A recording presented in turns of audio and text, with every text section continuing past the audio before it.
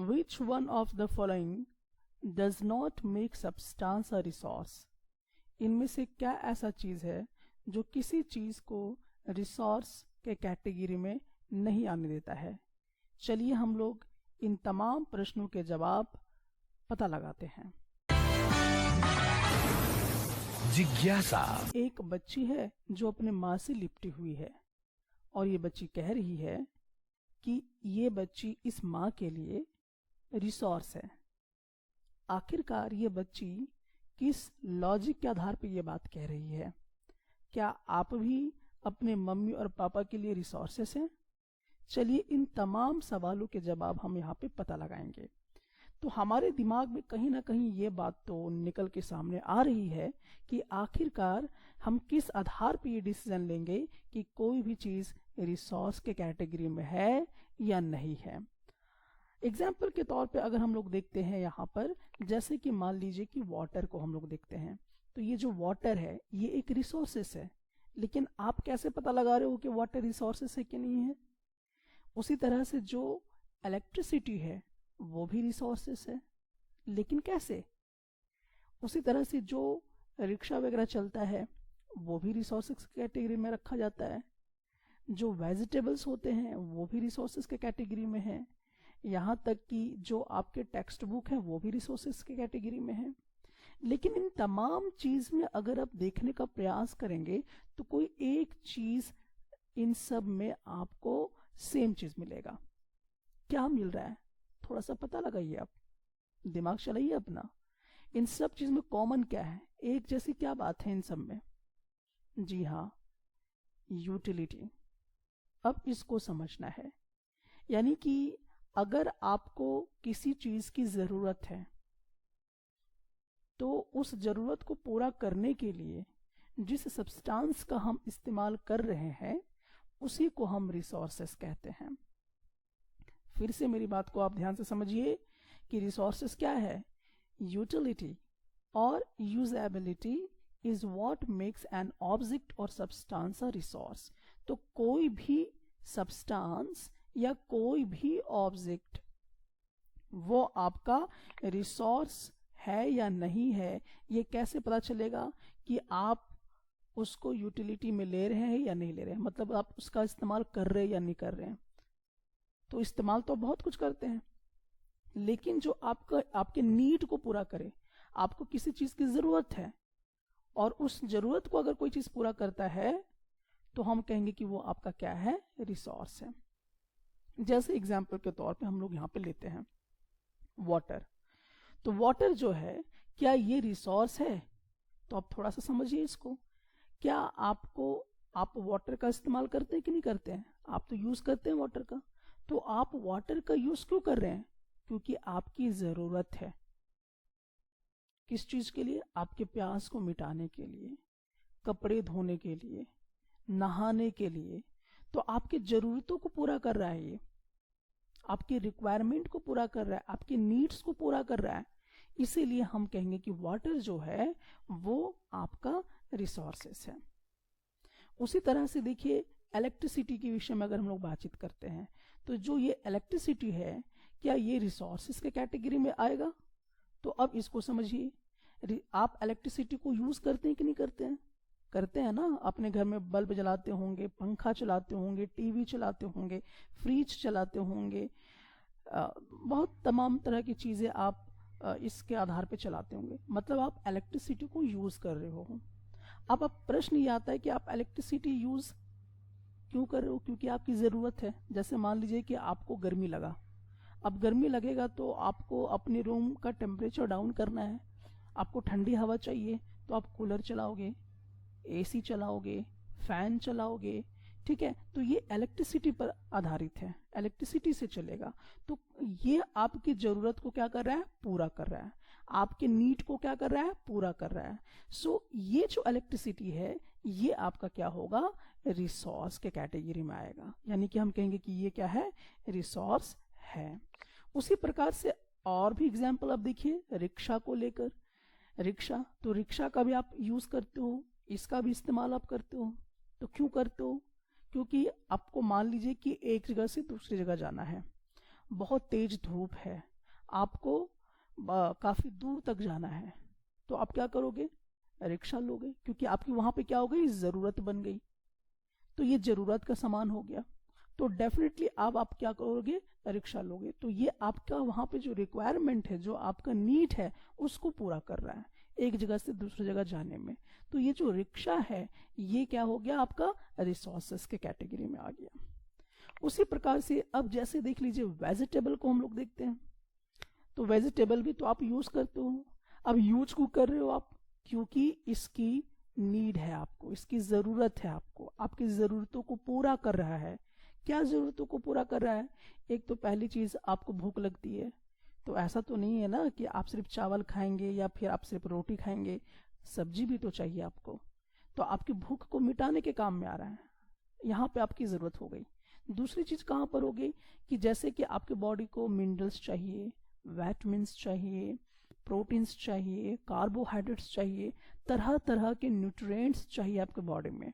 तो जरूरत हो गई कि आपकी बॉडी को प्रॉपर प्रोग्रेस में लाने के लिए क्या चाहिए होगा? डिफरेंट डिफरेंट न्यूट्रिएंट्स की आवश्यकता होगी, और इसके लिए आपको किसकी आवश्यकता होगी? वेजिटेबल की आवश्यकता होगी। तो ये आपकी आवश्यकताओं को, यानी कि आपके नीड को पूरा कर रहा है, इसलिए हम कहेंगे कि वेजिटेबल भी हमारा क्या हुआ? रिसोर्स के कैटेगरी में होगा। उसी प्रकार से अब जैसे देख लीजिए, टेक्स्ट बुक, यानी कि जो कॉपी है, किताब है, पेन पेंसिल वगैरह और भी चीज आप इसमें इंक्लूड कर सकते हैं। तो ये भी रिसोर्सेस है या नहीं है? तो ये भी रिसोर्सेस है। क्यों? क्योंकि आपके दिमाग में तो अब ये बात आ गई होगी, क्योंकि आप कॉपी का इस्तेमाल करते हो, आप किताब का इस्तेमाल कर रहे हो, पेन कॉपी का इस्तेमाल कर रहे हो। क्यों कर रहे हो? क्योंकि आपकी रिक्वायरमेंट है, आपकी ज़रूरत को पूरा करते हैं ये सब। तो कैसी रिक्वायरमेंट है? जैसे अगर आपको कुछ लिखना होगा तो डेफिनेटली आपको क्या चाहिए होगा? कॉपी चाहिए होगा, पेन चाहिए होगा, और कोई चीज़ से आप सीख रहे हो तो आपको बुक्स की ज़रूरत है। ठीक है, जैसे अभी आप एनसीईआरटी बुक पढ़ रहे होगे, उसकी मैथमेटिक्स की बुक होगी, सोशल साइंस की बुक होगी, साइंस की बुक्स होगी आपके पास, इंग्लिश की बुक होगी। तो ये आपके नॉलेज को बढ़ाने में मदद करते हैं। तो अगर आपको अपने नॉलेज को बढ़ाना है तो आपको क्या करना पड़ेगा? किताबें पढ़ना होगा। तो यहाँ पर किताबें पढ़ना क्या हुआ? ये भी आपके लिए एक ज़रूरी चीज़ हो गया। आपको आइडिया कोई लेना है, कोई नॉलेज लेना है, तो किताब पढ़ना होगा। ये आपका क्या हो गया? नीड हो गया कि आपको नॉलेज चाहिए ढेर सारा, तो आपको पढ़ना ही पड़ेगा टेक्स्ट बुक। तो ये भी आपका क्या हो गया? रिसोर्सेज के कैटेगरी में आ गया। सो आपने देखा कि जो वेजिटेबल है, जो टेक्स्ट बुक है, जो रिक्शा वगैरह आप यूज कर रहे हो, जो इलेक्ट्रिसिटी वगैरह आप यूज कर रहे हो, जो वाटर आप यूज कर रहे हो, इन सब में एक ही चीज आपको कॉमन नजर आएगा, और वो ये नजर आएगा कि आप इन सब चीजों को यूज करते हो अपने डे टू डे लाइफ में।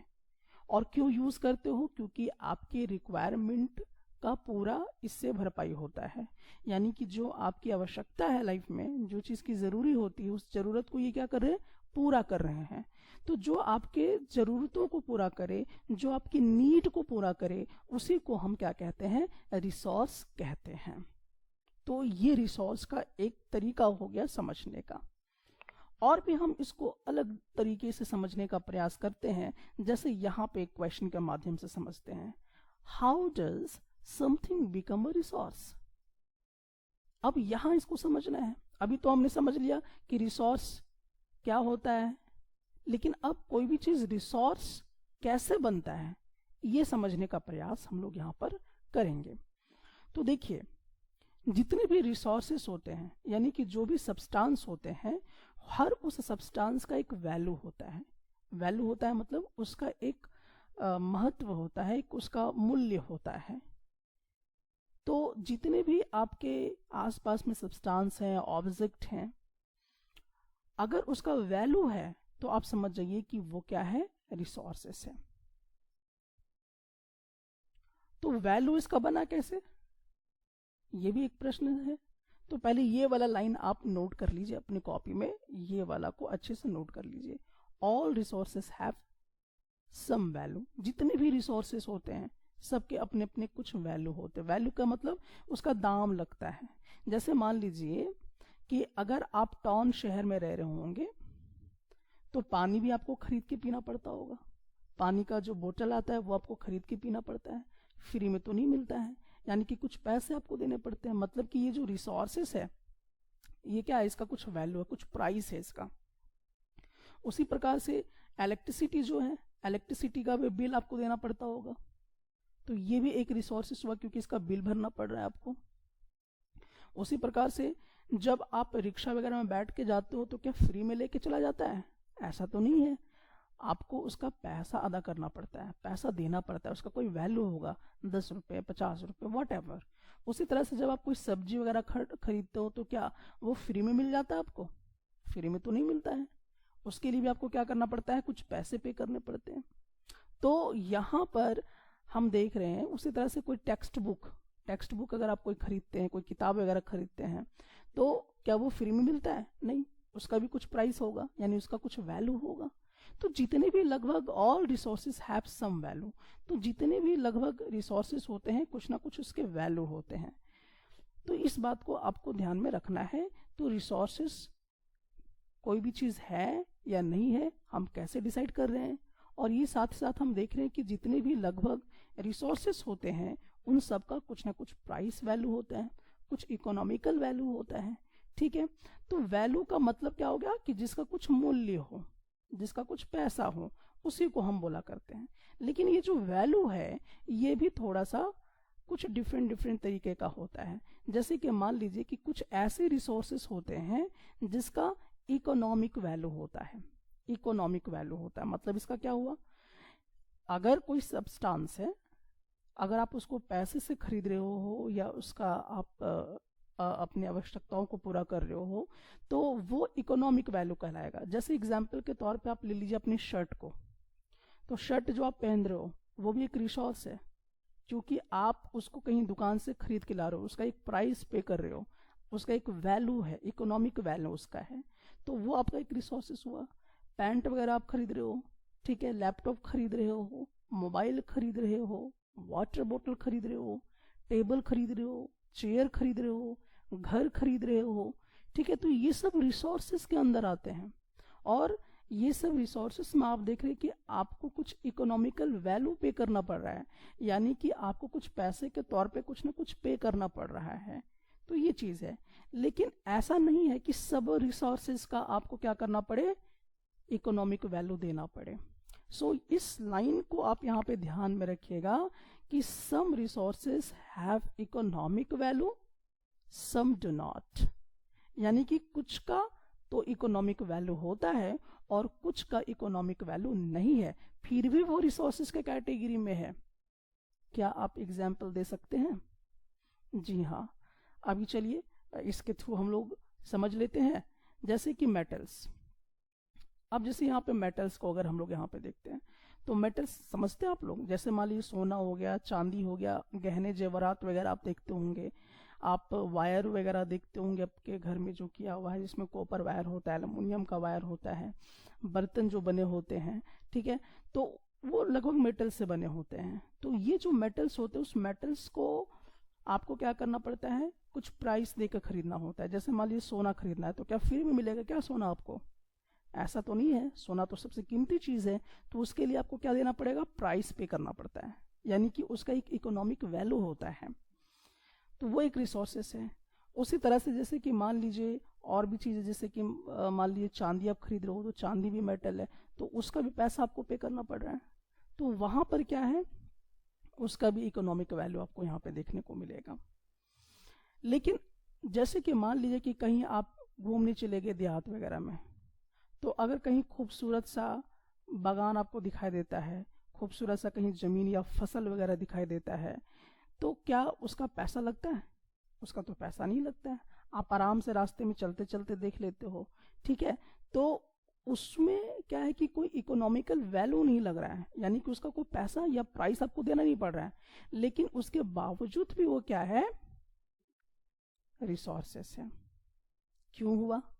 क्योंकि आप उसको यूज कर रहे हो देखने के लिए, अब उसको देखने से आपको आपकी जरूरत पूरा हो रही है, मतलब आपका थोड़ा स्ट्रेस कम हो जाता होगा, आपको हैप्पीनेस फील होता होगा, ठीक है, या कोई आइडिया आता होगा।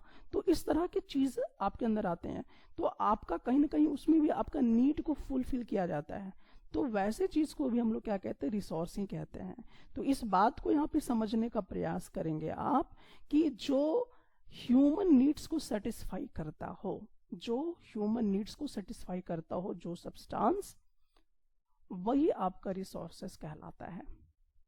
जो भी ऑब्जेक्ट, जो भी सब्सटेंस ह्यूमन नीड्स को सेटिस्फाई कर रहा है, उसी को हम क्या कहेंगे, रिसोर्सेस कहेंगे।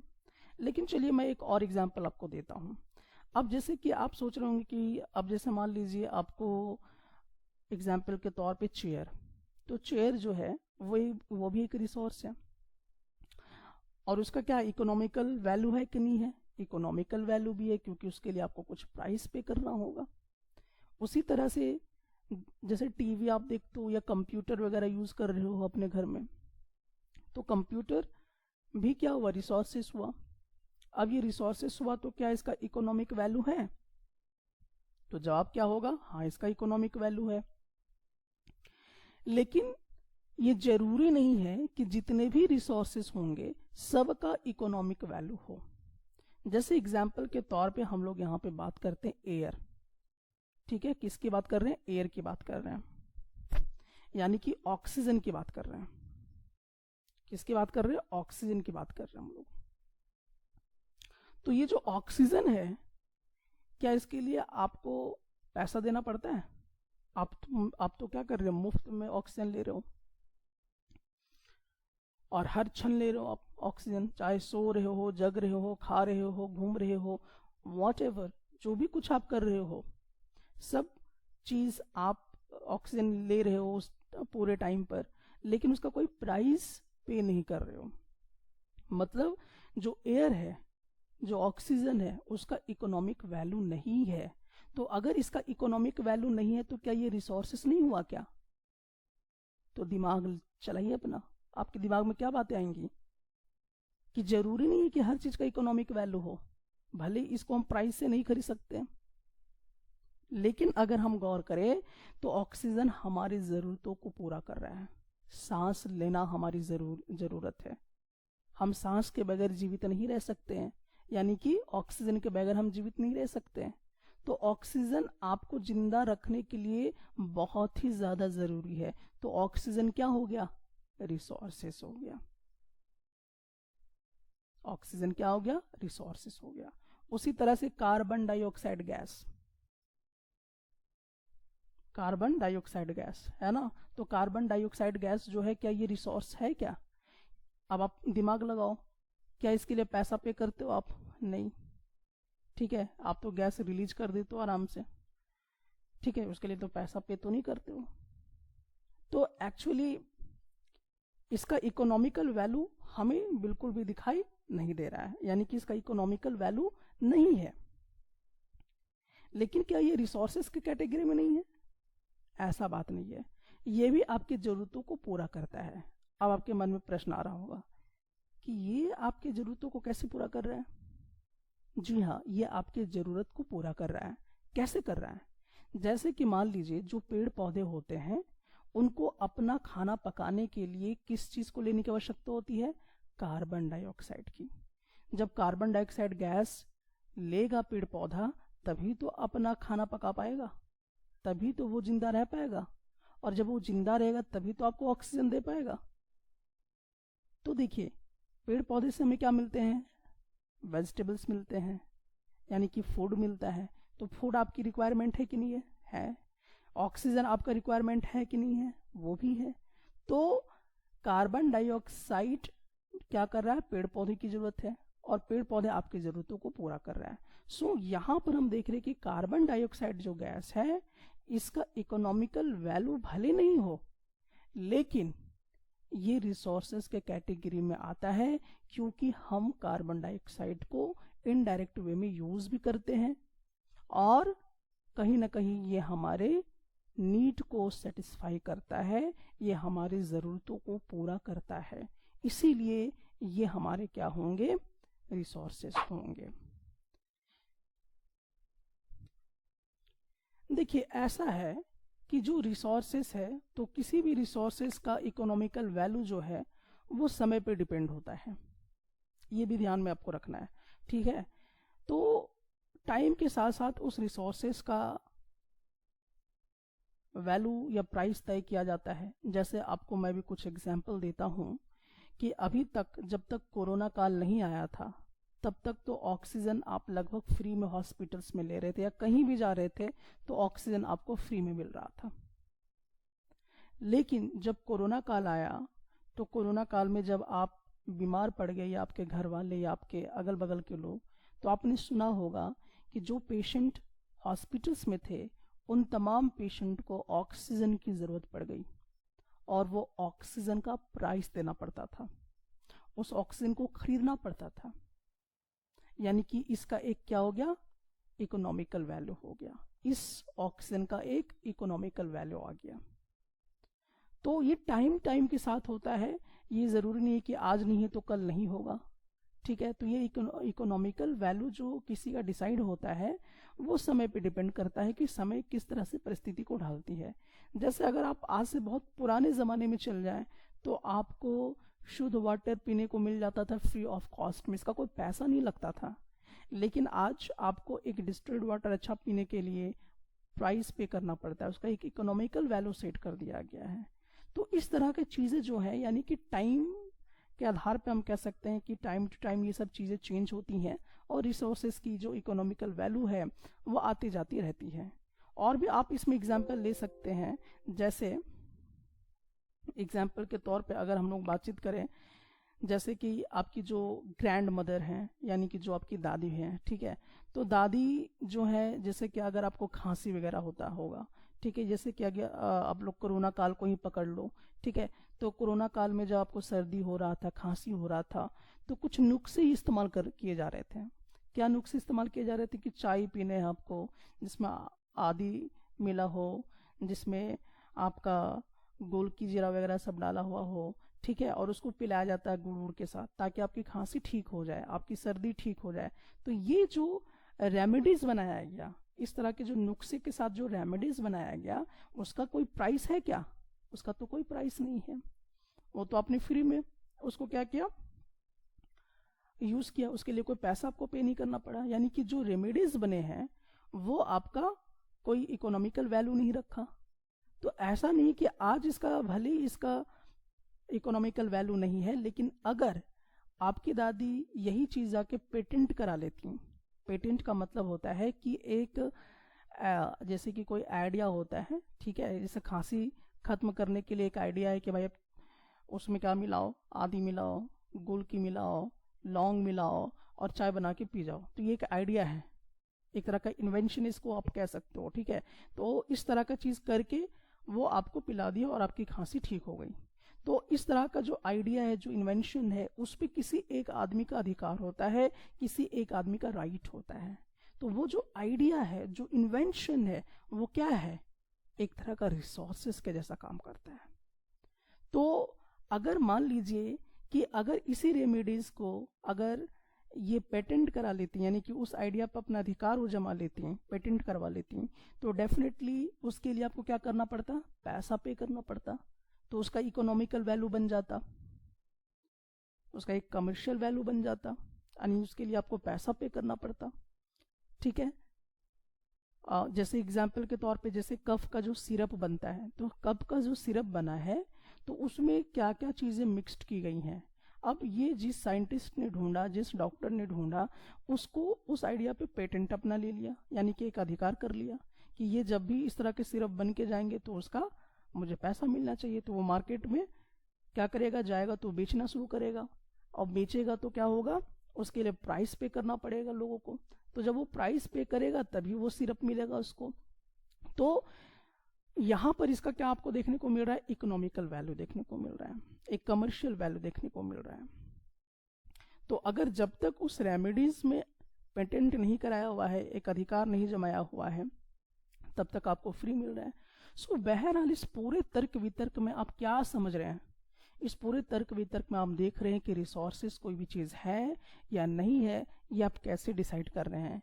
दूसरा चीज आप ये देख रहे हैं कि बहुत सारे ऐसे रिसोर्सेस होते हैं जिसके इकोनॉमिकल वैल्यू होता भी है और नहीं भी होता है, यानी कि उसके कुछ प्राइस आपको देने भी पड़ते हैं और कुछ के नहीं भी देने पड़ते हैं। तो ये चीजें डिपेंड करती हैं टाइम और टेक्नोलॉजी के आधार पर। सो यहाँ पर एक बहुत इंपॉर्टेंट चीज आपके लिए सामने निकल के आता है, that is time and technology. ठीक है, टाइम एंड टेक्नोलॉजी, इसको आपको समझना है। ठीक है, are two important factors that can change substances into resources, यानी कोई भी सब्सटेंस रिसोर्सेस में कन्वर्ट हो सकता है, कोई भी सब्सटेंस को रिसोर्सेस में कन्वर्ट किया जा सकता है। तो ये किस बात पे डिपेंड करेगा? तो ये दो चीजों पे डिपेंड करता है, एक तो टाइम पे डिपेंड करेगा और दूसरा टेक्नोलॉजी पे डिपेंड करेगा। अब आपके मन में प्रश्न आ रहा होगा टाइम का क्या मतलब है? जैसा भी मैंने आपको एग्जांपल दिया कि जब तक कोरोना काल नहीं आया था तब तक ऑक्सीजन का कोई चार्ज आपसे नहीं लिया जाता था, मुफ्त में आप ऑक्सीजन सब जगह ले लेते थे। लेकिन कोरोना काल के दौरान हम लोगों ने ये देखा कि जब पेशेंट जो बेड में लेटा हुआ है उसको ऑक्सीजन लेने के लिए क्या करना पड़ रहा है, उसको पेमेंट करने की जरूरत है। तो वहां पे आप एक तो ये चीज देख रहे हैं कि इसका इकोनॉमिकल वैल्यू किस तरह से चेंज हो गया। ठीक है, उसी तरह से ये जरूरी है कि कोई भी सब्सटेंस क्या हो सकता है, वो रिसोर्सेस के रूप में भी बन सकता है।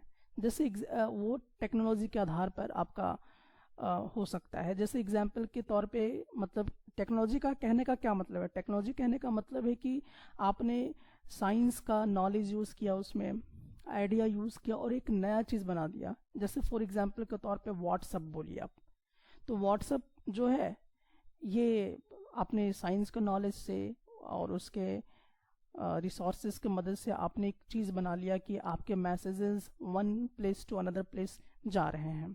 आपको उस तरह के मैसेजेस की आवश्यकता पड़ जाती है, आप उसको लाइफ में कहीं ना कहीं इस्तेमाल करते हो। तो ये जो व्हाट्सअप है ये एक टेक्नोलॉजी का ही खेल है। ठीक है, जिसके वजह से तो व्हाट्सअप पहले रिसोर्सेज था क्या? नहीं था।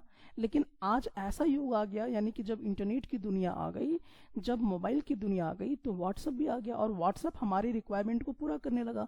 कैसे करने लगा? क्योंकि जैसे कि आपका कोई डॉक्यूमेंट है, जैसे मान लिया आप पढ़ रहे हो, तो वो डॉक्यूमेंट आपको पहुंचाना है, तो व्हाट्सएप के माध्यम से हमने पीडीएफ के तौर पे पहुंचा दिया या वीडियो पहुंचा दिया। ठीक है, तो वो आपका क्या होगा, रिसोर्सेज के जैसा काम करने लगा। उसी प्रकार से यूट्यूब को ले लीजिए। ठीक है, तो यूट्यूब चैनल अगर आप लेते हो, तो वो जो यूट्यूब है, पहले तो हम लोग जानते नहीं थे कि रिसोर्सेज के तौर पे काम कर रहा है, लेकिन आज ये जो यूट्यूब है ये आपकी रिक्वायरमेंट को पूरा कर रहा है। कैसे कर रहा है? आपको पढ़ना है, तो अभी आप फिलहाल कहाँ से पढ़ रहे हो? मान लीजिए टीचर्स अच्छे नहीं पढ़ा पा रहे हैं या टीचर बहुत स्पीड पढ़ा रहे हैं, आप कंट्रोल नहीं कर पा रहे हो स्पीड को, आपको समझ में नहीं आ रहा है, तो डेफिनेटली आप यूट्यूब चैनल पे बैठ के मेरी वीडियो देख रहे हो, तो आप समझ सके, आपको एक अच्छा नॉलेज मिल सके, एक अच्छी आइडिया आ सके, इसके लिए आप यूट्यूब चैनल को खोल के रखे हो। तो यूट्यूब आपके लिए क्या है, रिक्वायरमेंट है। तो ये समय के साथ साथ ना, और टेक्नोलॉजी के साथ, जब टेक्नोलॉजी काफ़ी ज़्यादा आया, जैसे इंटरनेट की दुनिया आई, स्मार्टफोन आए, तब जाके यूट्यूब आपके लिए क्या बन गया, रिसोर्सेस बन गया। उसी प्रकार से और भी चीज़ों को आप देख सकते हैं, जैसे मोबाइल को आप देख लीजिए। तो पहले जो था मोबाइल कोई रिसोर्सेज के कैटेगरी में नहीं आता था, लेकिन जब दुनिया आ गई मोबाइल की, तो उसके बाद वो आपकी ज़रूरत बन गई। आपको किसी से बात करना है तो आपकी रिक्वायरमेंट है, आपको कोई मैसेजेस भेजने हैं, आज आपको पैसा एक जगह से दूसरी जगह पे ट्रांसफ़र करना है, तो ये आपकी रिक्वायरमेंट को पूरा करता है। कौन? इंटरनेट और आपका स्मार्टफोन। तो ये जो इंटरनेट है, ये जो स्मार्टफोन है, ये क्या हो गया, ये रिसोर्सेस हो गया। तो कोई भी सब्सटेंस समय के साथ और टेक्नोलॉजी के साथ धीरे धीरे क्या होता है, कोई भी सब्सटेंस रिसोर्सेस में कन्वर्ट हो सकता है। ठीक है, साइंस की नॉलेज यूज करके, उसके आइडिया को यूज करके आप क्या कर सकते हो, उसको रिसोर्सेस में कन्वर्ट कर सकते हो। जैसा मैंने आपको अभी फिलहाल बहुत सारा एग्जाम्पल भी देने का प्रयास किया। अब यहाँ पर हम देखने का प्रयास करेंगे कि यहाँ तक कि जो पीपल होते हैं, यानी कि आप लोग खुद, हम लोग, ठीक है, जितने भी हम लोग पीपल हैं, हम लोग खुद अपने आप में एक बहुत ही इम्पॉर्टेंट रिसोर्स हैं। अब आपको शायद स्टोरी वाला बात समझ में आ गया होगा कि आखिरकार यहाँ पे जो आपकी एक लड़की है वो कह रही है कि मैं भी एक रिसोर्स के तौर पे हूँ, तो क्यों कह रही है? अब इस सवाल का जवाब आपको अगर पता चल गया होगा तो आप कमेंट सेक्शन में आके बता दीजिएगा। तो यहाँ पीपल जो है वो भी एक बहुत ही इम्पॉर्टेंट रिसोर्स के तौर पे होता है। जैसे आपके पापा भी एक इम्पॉर्टेंट रिसोर्स है, आपकी मम्मी भी एक इम्पॉर्टेंट रिसोर्स है, आप खुद एक इम्पॉर्टेंट रिसोर्स है। क्यों है, कैसे हैं, चलिए इसको समझने का प्रयास करते हैं। क्योंकि इनके पास आइडियाज होते हैं, ठीक है, नॉलेज, इन्वेंशन यानी कोई आविष्कार वगैरह किया, कोई खोज वगैरह किया। तो मान लीजिए कोई व्यक्ति है, अगर उसका आइडिया, उसका नॉलेज यूज किया आपने, या उस व्यक्ति ने कुछ इन्वेंशन किया, डिस्कवरीज किया, और उससे क्या हो गया कि बहुत लोगों की जरूरतें पूरी होने लगी। तो ये आइडियाज, नॉलेज या इन्वेंशन करने की कैपेसिटी या खोज करने की कैपेसिटी किसके पास होती है? पीपल के पास होती है ना, यानी जो लोग होते हैं उसके पास होता है। तो जैसे कि मान लीजिए कि बल्ब का आविष्कार किया गया, ठीक है, तो बल्ब का आविष्कार किया गया, तो बल्ब जो है ये एक रिसोर्सेस हुआ। क्यों हुआ? क्योंकि बल्ब आपकी जरूरतों को पूरा करता है। अगर आपको अंधेरे से उजाले में आना है तो किसकी आवश्यकता पड़ेगी? बल्ब की जरूरत पड़ेगी ना। तो बल्ब एक अपने आप में रिसोर्सेस है। तो ये जो बल्ब है, इस बल्ब को क्या किया गया? इन्वेंशन किया गया। तो ये इन्वेंशन किसने किया? पीपल ने किया। चलिए नाम भी बता देता हूँ, थॉमस एल्वा एडिसन ने। तो थॉमस एल्वा एडिसन एक आदमी थे और उन्होंने ही बल्ब का आविष्कार किया। तो ये पीपल आपके लिए रिसोर्सेस हुआ कि नहीं हुआ? बल्ब तो अपने आप में नहीं आया ना, बल्ब को किसी ने इन्वेंशन किया, उसका आविष्कार किया। इसमें किसका आइडिया लगा? थॉमस एल्वा एडिसन का। इसमें किसका नॉलेज लगा? थॉमस एल्वा एडिसन का लगा। तो वो जो पीपल है उसका आइडिया यूज करके, उसका नॉलेज यूज करके एक नई चीज का इन्वेंशन किया गया, तो हम कहेंगे कि वो जो थॉमस एल्वा एडिसन है वो अपने आप में एक रिसोर्स था, जिसका इस्तेमाल हम लोग आज कर रहे हैं, आज उसका लाभ हम लोगों को मिल रहा है। उसी प्रकार से जैसे मान लीजिए कि रॉकेट, आपने आज देखा कि रॉकेट जो है वो उड़ रही हैं स्पेस में हमारी, लेकिन ये किस आइडियाज पे आधारित है? उसके लिए नॉलेज इस्तेमाल किया गया, तो कोई ना कोई इसका इन्वेंशन किया होगा, ठीक है। तो उसके लिए जो व्यक्ति इस तरह के आइडियाज लेके आए हैं, जो नॉलेज लेके आए हैं, वो व्यक्ति आपके लिए क्या हो गया? रिसोर्सेस हो गया। क्योंकि आज हमें जरूरत है रॉकेट की, इस तरह की चीजें की। तो जैसे कि एपीजे अब्दुल कलाम ने क्या किया था? हमारे लिए रॉकेट इन्वेंट किया था, तो हम लोग कहेंगे कि वो हमारे लिए रिसोर्सेस बन गए। उसी प्रकार से रेडियो जो है वो हमारे आज लाइफ को बहुत ज़्यादा मनोरंजन करने का एक साधन बना था। उस तरह से फिर टीवी आया, मोबाइल आया, तो कहीं ना कहीं ये लोगों के आइडियाज से आए, कहीं ना कहीं उनके साइंस के नॉलेज से आए, कि किसी ने उनका इन्वेंशन किया, डिस्कवरीज किया, तब ये सब चीज़ें हमारी ज़रूरतों को पूरा करने लगा। जैसे कि आप बहुत स्ट्रेस में होते हो तो आपको मूवी देखने की जरूरत होती है, तो मूवी देखेंगे आप किस में? टीवी में ही देखेंगे ना। तो टीवी किसने किया? टीवी किसी के आइडिया पे आधारित होगा, किसी का नॉलेज यूज हुआ होगा, किसी ने इन्वेंशन किया होगा। तो जिस आदमी ने इन्वेंशन किया वो आदमी आपके लिए क्या हो गया? रिसोर्सेस हो गया। तो इस बात का ध्यान आपको रखना है कि ये जितनी भी चीजें हैं, यानी कि जो बेसिकली मैं कहने का यही बात आपको कह रहा हूं कि जो पीपल हैं ये खुद अपने आप में एक रिसोर्सेस होते हैं, क्योंकि इनका आइडिया यूज करके, इनका नॉलेज यूज करके, इन्होंने जो डिस्कवरी की है उसका इस्तेमाल करके हम लोग अपनी जरूरतों को पूरा करते हैं, ठीक है। तो जो हमारी जरूरतों को पूरा करे उसी को हम क्या कहते हैं? रिसोर्सेस कहते हैं। और उसी तरह से और भी चीजें हम लोग, जैसे एग्जाम्पल के तौर पे और भी चीजें ले सकते हैं। जैसे क्या ले सकते हैं? जैसे फॉर एग्जाम्पल फायर, यानी कि जैसे कि आग का खोज हुआ, तो आग का खोज हुआ तो हमारी जरूरतें पूरी हुई कि नहीं हुई? जैसे अगर आग नहीं होता, फायर नहीं होता, तो आप कच्चे चावल खाते, कच्चे रोटी खाते, ठीक है, यानी पका हुआ चीज आप नहीं खा पाते। और पका हुआ चीज अगर आप नहीं खा पाते, सब कच्चा चला जाता आपके बॉडी में, तो डाइजेशन प्रोसेस अच्छे से नहीं होती, आपका लाइफ अच्छा नहीं वर्कआउट कर पाता, आप अच्छे से जीवित नहीं रह पाते। तो कहीं ना कहीं आपकी जरूरतों को पूरा किया इसने, ठीक है। तो फायर जो इसकी डिस्कवरी हुई, तो जो डिस्कवरी होती है, जो इन्वेंशन होती हैं, ये बहुत सारी रिसोर्सेज को जन्म देती हैं। ठीक है, उसी प्रकार से और भी एग्जाम्पल अगर हम लोग लेते हैं, जैसे कि व्हील के विषय में, यानी कि जो आपका पहिया होता है, पहिया मतलब समझ रहे हैं, जो आपका चक्का वगैरह होता है ना। जैसे पहले ज़माने में किसी और तरह का पहिया बना, तो उससे क्या हुआ कि बोझ, जैसे कि एक सामान को एक जगह से दूसरी जगह ले जाने के लिए हमें क्या हो गया, आसान हो गया। तो हमारी ज़रूरतों को पूरा क्या, वो फास्ट तरीके से आप तक पहुंच रहा है। ठीक है, और बहुत ही स्पीड तरीके से पहुंच रहा है, उसमें आपको वर्कलोड कम हो गया है और एक जगह से दूसरी जगह पहुंच रहा है। तो ये व्हील जब बने तब कार बने, बसें बनी, और तरह तरह के ट्रांसपोर्ट टाइप के जो रूट हैं वह सब डेवलप होने शुरू हो गए। तो कहीं ना कहीं इस तरह का जो व्हील का डिस्कवरी हो, जो आपके व्हील का इन्वेंशन हुआ, या जो आपका फायर का डिस्कवरी हुआ, तो कहीं ना कहीं ये हमारे लाइफ को क्या क्या है, चेंज किया है। हमारे लाइफ को, हमारे लाइफ में जितनी भी रिक्वायरमेंट की चीज़ें हैं उनको इन्होंने क्या क्या सेटिस्फाई किया, हमारी ज़रूरतों को पूरा किया।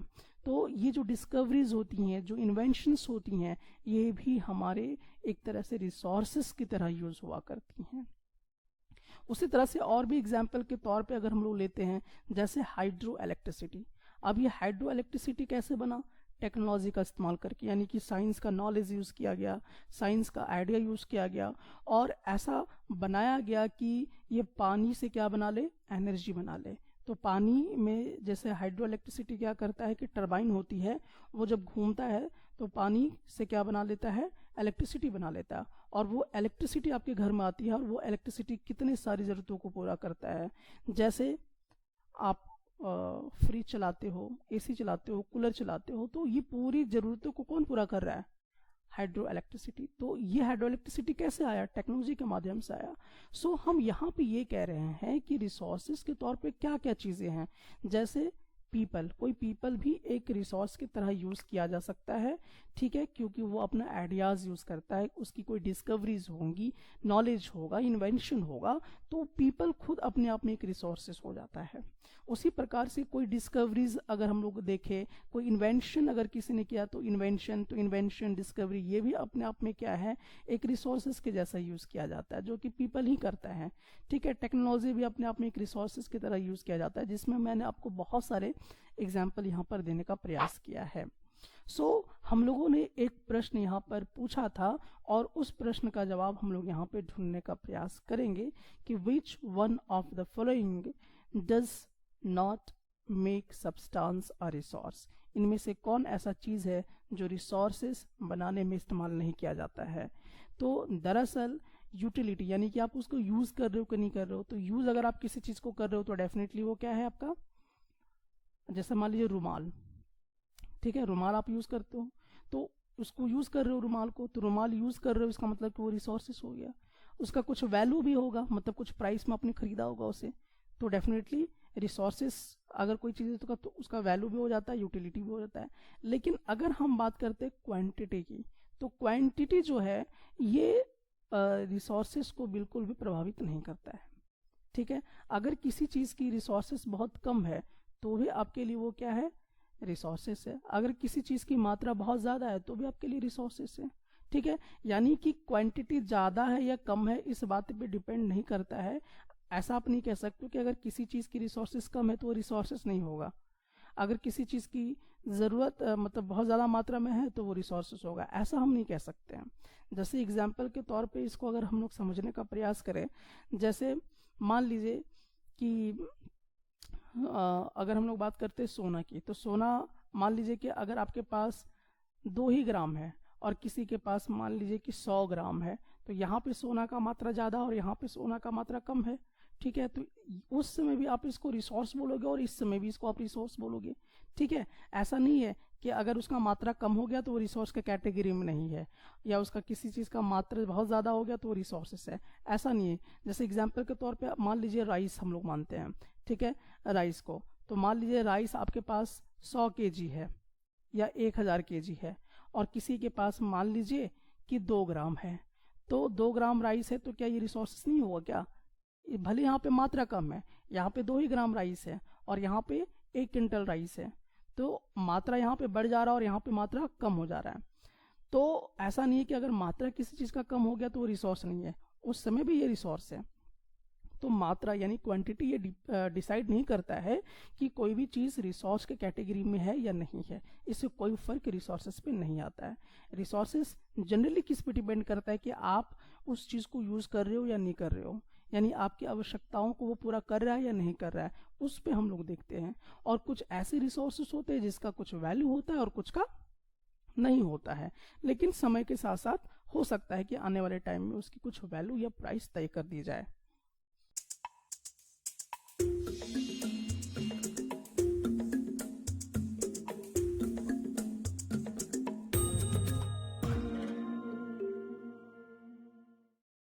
इसमें से कौन ऐसा स्टेटमेंट है जो इस वाले स्टेटमेंट को कंप्लीट कर रहा है?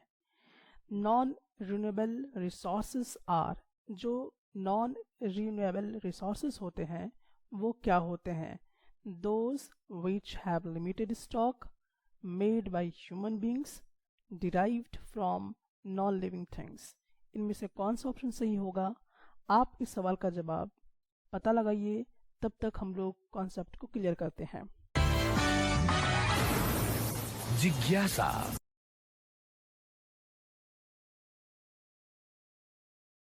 टाइप्स के होते हैं, यानी कि हम लोग यहाँ पे देखेंगे कि रिसोर्सेस के अलग अलग रूप आपको देखने को मिलेंगे, अलग अलग टाइप के आपको रिसोर्सेस यहाँ पे दिखाई देते हैं।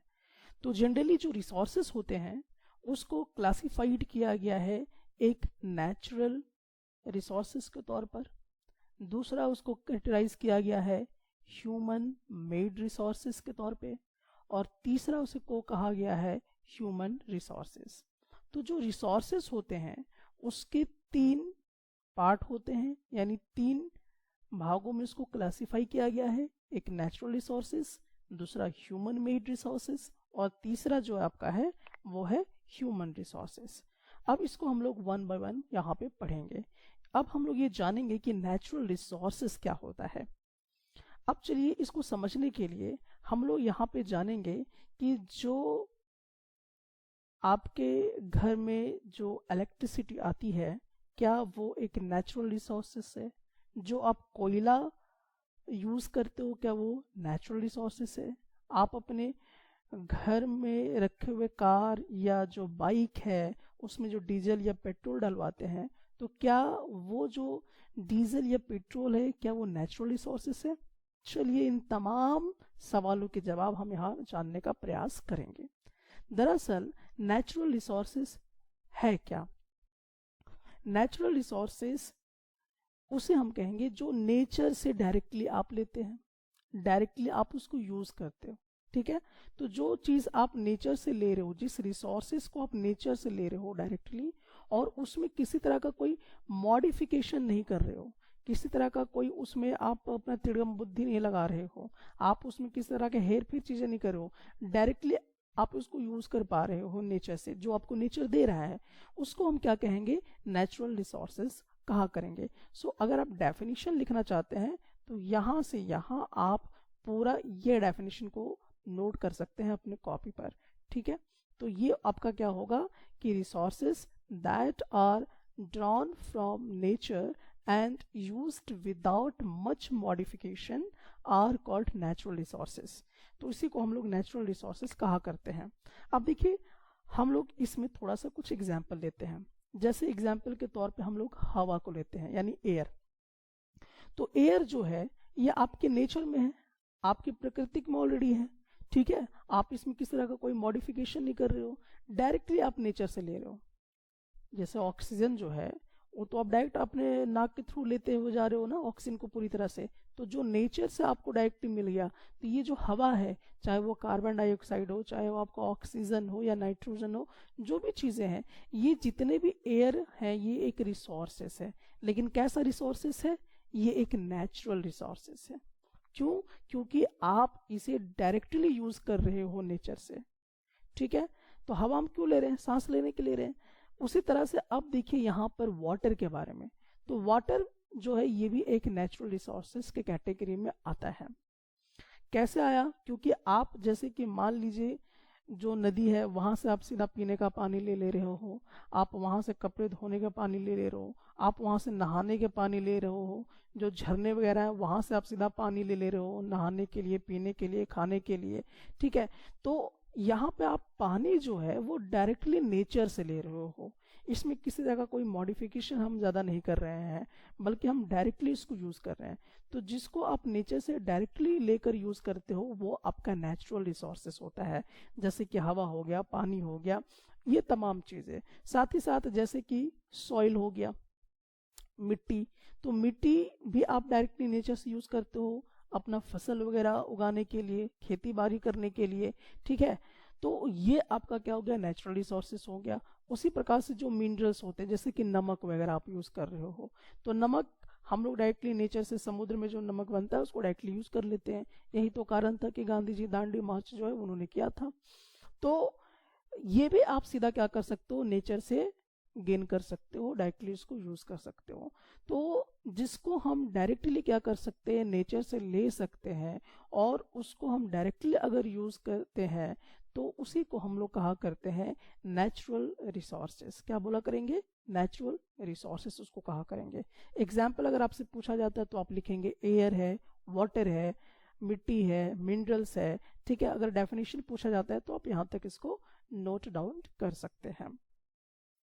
दूसरी बात, कुछ कुछ ऐसी चीज़ें भी आती हैं जो भी हमारे नेचुरल रिसोर्स होते हैं, जो कि आज समय के साथ कुछ चीज़ें बदल गई हैं, उसको थोड़ा सा टूल्स के माध्यम से या टेक्नोलॉजी के माध्यम से हम लोग क्या करते हैं, उसमें थोड़ा थोड़ा मॉडिफिकेशन कर देते हैं, यानी थोड़ा सा चेंजेस कर देते हैं। ठीक है, जो हमारे लिए बेस्ट हो। जैसे कि मान लीजिए कि एक्वागार्ड आ गया, तो एक्वागार्ड आ गया है तो पानी हम थोड़ा सा ज़्यादा प्यूरिफाई करके पीते हैं, क्योंकि पानी में जर्म्स होता है तो थोड़ा सा मॉडिफाई करके पी रहे हैं। उसी प्रकार से हवा है, एयर है, तो वो थोड़ा सा पॉल्यूशन बहुत ज़्यादा हो गया है, तो इसके लिए लोग क्या कर रहे हैं, मशीनें घर में लगा ले रहे हैं ताकि स्वच्छ हवा उनको मिल सके।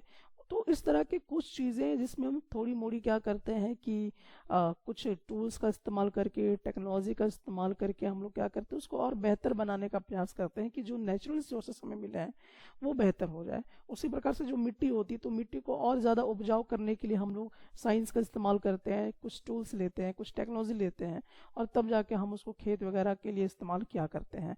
तो लेकिन सीधा सीधा अगर हम लोग बात करें कि नेचुरल रिसोर्सेज क्या है, तो नेचुरल रिसोर्स बेसिकली क्या है कि जिसको आप नेचर से लेते हो और डायरेक्टली यूज करते हो, उसी को हम नेचुरल रिसोर्सेज कहा करेंगे। अब देखिए, नेचुरल रिसोर्सेज जो है उसको फिर से दो भागों में डिवाइड किया गया। किन भागों में डिवाइड किया गया, एक को हम कहते हैं रिन्यूएबल और दूसरा होता है नॉन रिन्यूएबल रिसोर्सेज। तो दो तरह के और हो गए, जो नेचुरल रिसोर्सेज को दो भागों में हमने यहाँ पे डिवाइड कर दिया। तो अब यहाँ पे समझते हैं। अब सबसे पहले आपको समझना होगा कि रिन्यूएबल रिसोर्सेस क्या होता है। देखिए, रिन्यूएबल रिसोर्सेस वो होते हैं जिसको आप रीयूज कर सकते हो। ठीक है, अगर वो चीज़, अगर कोई बहुत जल्दी कोई चीज़ खत्म हो गई तो दोबारा हम उसको रीयूज कर सकते हैं। तो वैसे जो रिसोर्सेस होते हैं उसको हम लोग रिन्यूएबल रिसोर्सेस के तौर पे देखते हैं, और इसकी जो मात्रा होती है वो अनलिमिटेड होती है। ठीक है, सम ऑफ दिस आर अनलिमिटेड, यानी इसकी संख्या कम नहीं होती है, वो बहुत ज़्यादा होती है, बहुत लंबे समय तक चलती है। और दूसरी बात की जो ह्यूमन एक्टिविटीज़ होती है वो इस पे किसी तरह का कोई अफेक्ट नहीं करता है। ठीक है, तो इस चीज़ को हमें समझना होगा। जैसे एग्जाम्पल के तौर पे इसको हम लोग अगर देखते हैं, सोलर एनर्जी। सोलर एनर्जी समझ रहे हैं, जो सन से एनर्जी मिलती है। तो सन से जो एनर्जी मिलती है ये आप क्या करते हो, बार बार यूज करते हो। ठीक है, यानी सुबह हुआ फिर से वो आपको सोलर एनर्जी मिल जाएगा, रात होगा तो भले आपको सोलर एनर्जी नहीं मिलेगा, लेकिन सुबह जैसी होगा, दिन होगा, तो आपको वो एनर्जी दोबारा मिल जाएगा। आप उस एनर्जी का दोबारा इस्तेमाल कर सकते हो बिजली बनाने के लिए, खाना पकाने के लिए। और ये जो एनर्जी है वो बहुत ज़्यादा मात्रा में है, यानी कि अनलिमिटेड मात्रा में है, और ये ह्यूमन एक्टिविटीज़ के जरिए इसको अफेक्ट नहीं किया जा सकता है। ठीक है, तो ये जो है, जो सन से एनर्जी आ रही है जिसको हम सोलर एनर्जी कह रहे हैं, ये रिन्यूएबल सोर्सेस है। उसी प्रकार से विंड एनर्जी के बारे में अगर हम लोग बात करें, तो विंड एनर्जी क्या होता है कि जैसे कि आप लोगों ने देखा होगा कि अब बड़े बड़े जो होते हैं कंट्रीज, उसमें आप विंड एनर्जी देख रहे हैं, वहाँ पर इलेक्ट्रिसिटी पैदा करने के लिए इसका इस्तेमाल किया जाता है। तो विंड जो है, हवा से जो ऊर्जा बनाई जा रही है, तो ये जो हवा है ये आपका क्या है, रिन्यूएबल रिसोर्सेस है, क्योंकि ये खत्म नहीं होगा, ये अनलिमिटेड है। ठीक है, तो इस बात का आपको ध्यान रखना है। तो जिसको आप यूज कर सकते हो, रिन्यू कर सकते हो, आप उसको बार बार जिसको इस्तेमाल कर सकते हो, वो आपका क्या होगा, रिन्यूएबल रिसोर्सेस होगा। और ये अनलिमिटेड मात्रा में होता है और ह्यूमन एक्टिविटीज का असर इसमें थोड़ा कम पड़ता है। लेकिन हाँ, इस बात का भी ध्यान रखना है कि अगर आप केयरलेस हो गए, यानी कि मान लीजिए कि आप बहुत ज़्यादा लापरवाही करना शुरू करेंगे, तो रिन्यूएबल रिसोर्सेस जो है उसको नुकसान होता है, या उसकी जो स्टॉक है वो उसमें कमी आती है, उसमें गिरावट आने शुरू हो जाते हैं। जैसे एग्जाम्पल के तौर पर मैं आपको यहाँ पे बताना चाहूँगा, पानी जो है ये तो नेचुरल है, और पानी को आप एक बार नहीं कई बार यूज करते हैं। ठीक है, अनलिमिटेड मात्रा में आपको नजर आ रहा होगा। ठीक है, आप बार बार पानी को यूज करते हैं, नहाने के लिए, खींचने के लिए, पीने के लिए।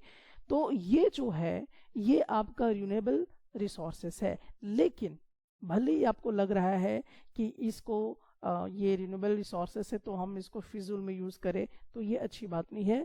क्योंकि अगर आप इसको केयरलेस तरीके से अगर आप यूज करते हो, पानी की खपत बेतुका आप ज्यादा इस्तेमाल करोगे, तो डेफिनेटली ये क्या करेगा, पानी की जो मात्रा वो धीरे धीरे कम हो जाएगी।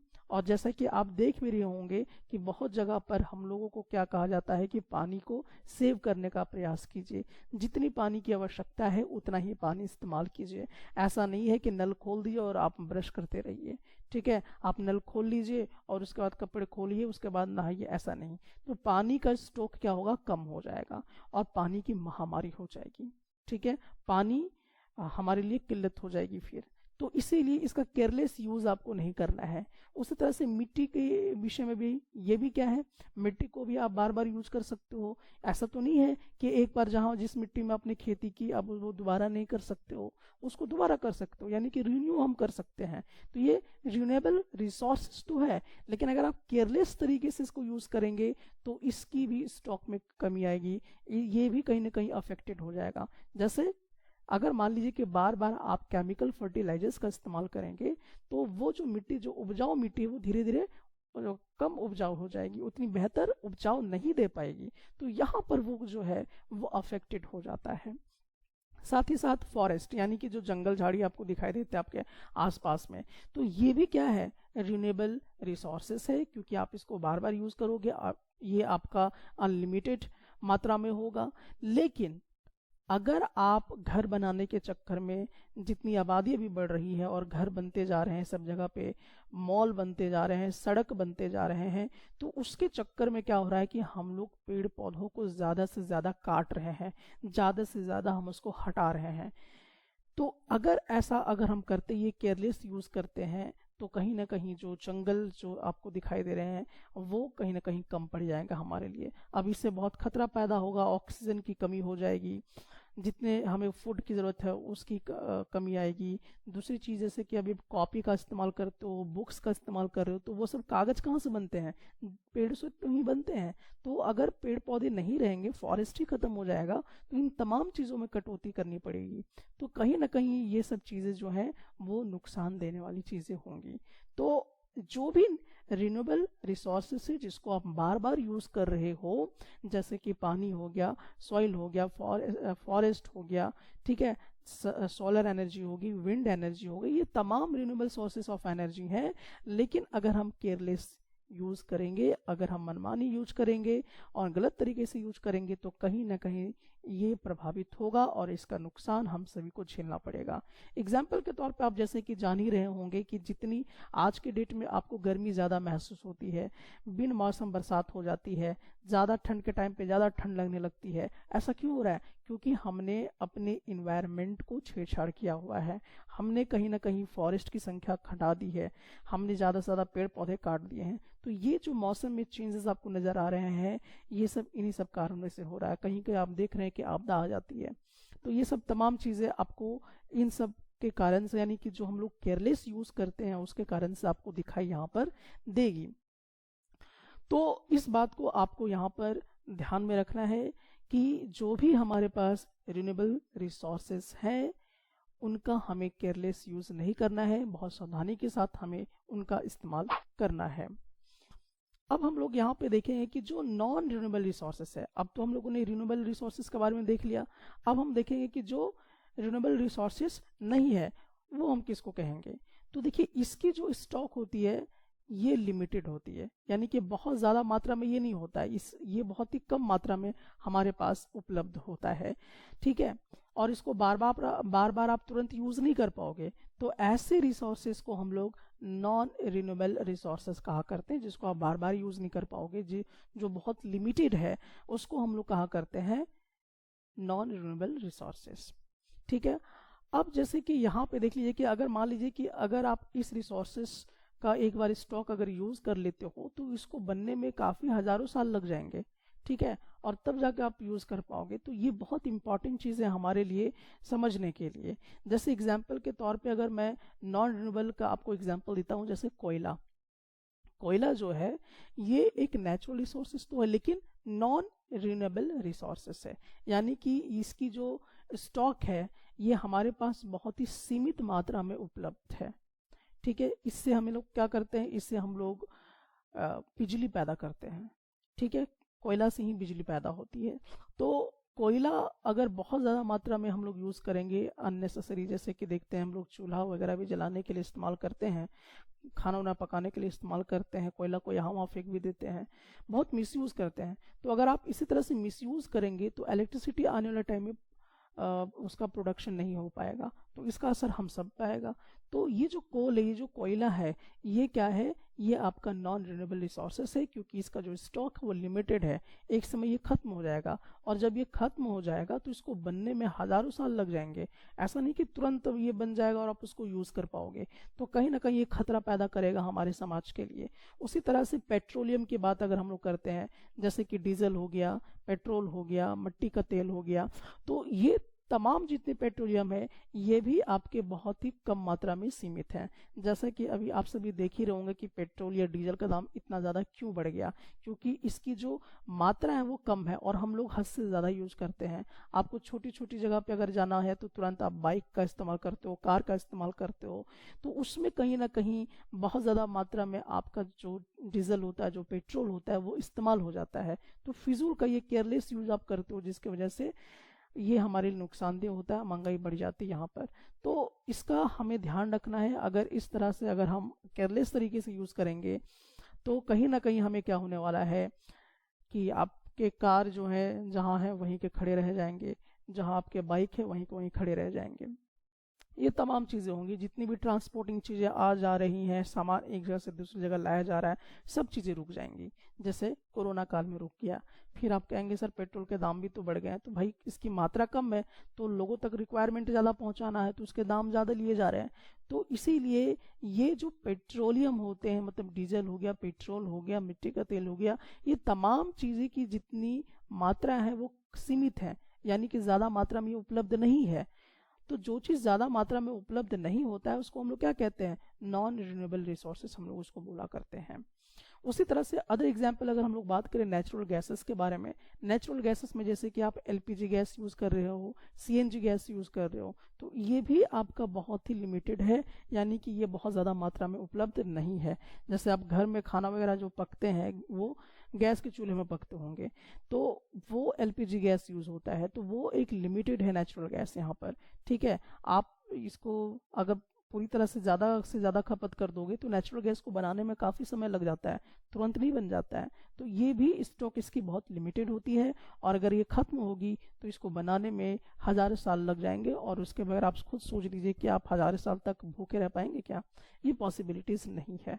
तो इन तमाम बातों को आपको ध्यान में रखना है कि हम लोगों ने देखा कि जो नेचुरल रिसोर्सेस होते हैं उसको दो भागों में डिवाइड किया, एक तो रिन्यूएबल रिसोर्सेस में और दूसरा नॉन रिन्यूएबल में हम लोगों ने यहाँ पर इसको डिवाइड किया हुआ है।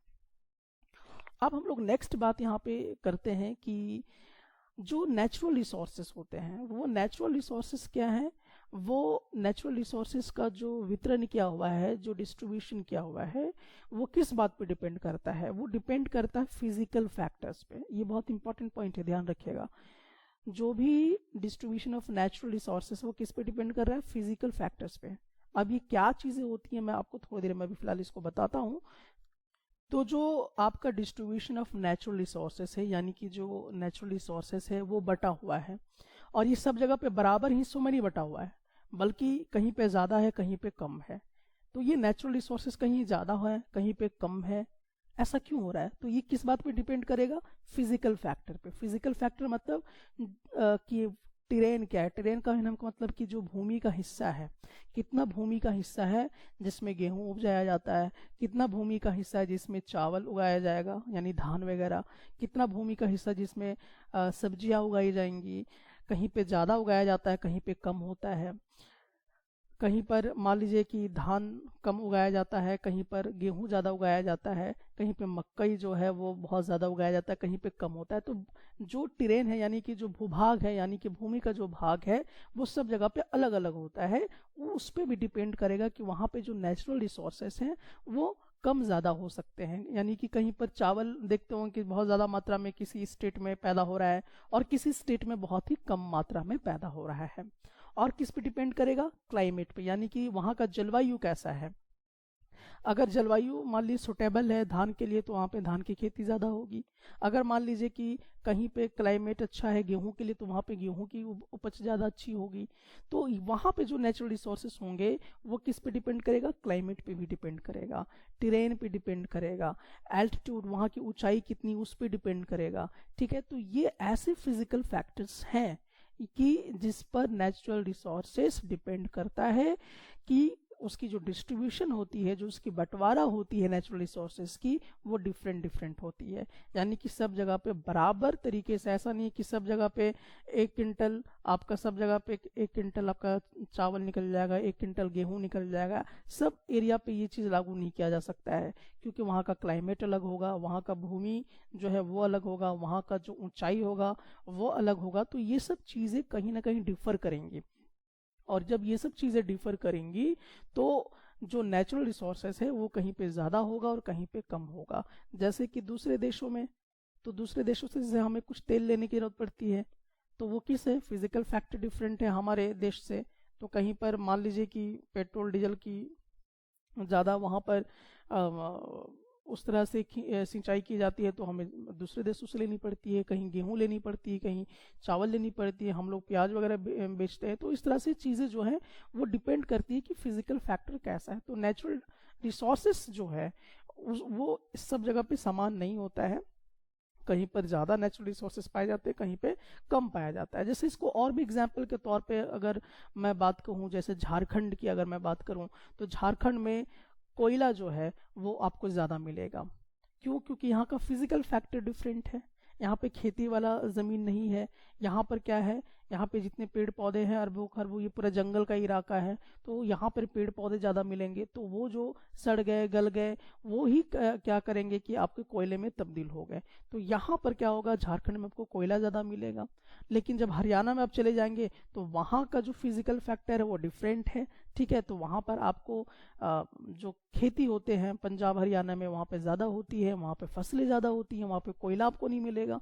ठीक है, तो ये तमाम चीज़ें जो हैं वो डिपेंड करता है कि जो नेचुरल रिसोर्सेस वो झारखंड में ज़्यादा है वो आपको उड़ीसा में थोड़ा कम मिलेगा या पंजाब में नहीं मिलेगा। तो ये सब क्यों हो रहा है? तो ये सब का रीज़न ये है कि वो अलग अलग चीज़ों पे डिपेंड करता है, फिजिकल फैक्टर्स उनके अलग अलग हैं। यानी कि वहाँ पर भूमि का पार्ट अलग है, वहाँ पर क्लाइमेट डिफरेंट हो सकता है, वहाँ पे एल्टीट्यूड डिफरेंट हो सकता है। तो यही कारण है कि the distribution of resources is unequal. तो जो रिसोर्सेस हैं उसका डिस्ट्रीब्यूशन बराबर नहीं किया जा सकता है, वो अनइक्वल होता है।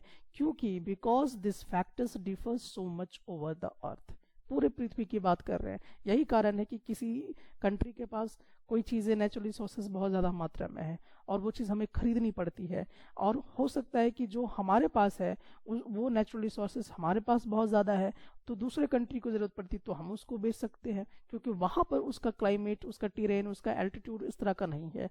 ठीक है, तो ये जो है जो फिजिकल फैक्टर्स डिफरेंट होने के कारण डिस्ट्रीब्यूशन भी जो है नेचुरल रिसोर्सेज का वो कम ज़्यादा होता रहता है। तो आई थिंक ये बात आपको समझ में आ गई होगी। अब चलिए हम लोग आते हैं वापस अपने सवालों के जवाब ढूंढने के लिए। आपसे प्रश्न ये पूछा गया था कि आपको एक स्टेटमेंट को कंप्लीट करना है। स्टेटमेंट ये कह रहा है कि नॉन रिन्यूएबल रिसोर्सेस आर, यानी कि जितने भी नॉन रिन्यूएबल रिसोर्सेस होते हैं वो क्या होते हैं, those which have limited stock. जी हाँ, इसका जो स्टॉक होता है वो लिमिटेड होता है, अनलिमिटेड नहीं होता है, लिमिटेड होता है नॉन रिन्यूएबल का। जैसे मैंने आपको कोयला के बारे में बताया, पेट्रोलियम के बारे में बताया, ठीक है, ये बहुत ही सीमित मात्रा में हम तक अवेलेबल हुआ करता है। अब हमारे पास दूसरा प्रश्न आता है और इस प्रश्न में हम देख रहे हैं कि why are resources distributed unequally over the earth, यानी कि पूरे अर्थ में जो रिसोर्सेस हैं वो अलग अलग तरीके से डिस्ट्रीब्यूट किए हुए हैं, बटे हुए हैं। आखिरकार ऐसा क्यों है, इस सवाल का जवाब आपको देना है। आई थिंक अभी जस्ट मैंने आपको ये बात समझाया है, तो जल्दी से वीडियो को पॉज कीजिए और फटाक से आप कमेंट करके बताइए, है ना। चलिए फिलहाल मैं आपको लिखने का तरीका बता देता हूँ कि कैसे इसको लिखा जा सकता है। The distribution of natural resources depends upon number of physical factors. ठीक है, तो हमें मालूम है कि जो नेचुरल रिसोर्सेस है वो डिपेंड करता है बहुत सारे फिजिकल फैक्टर्स में, जैसे कि टेरेन हो गया, क्लाइमेट हो गया, एल्टीट्यूड हो गया। और यही कारण है कि जो डिस्ट्रीब्यूशन ऑफ रिसोर्सेस होता है वो सब जगह पे बराबर नहीं हुआ करता है। तो आई थिंक आप इस बात को समझ गए होंगे।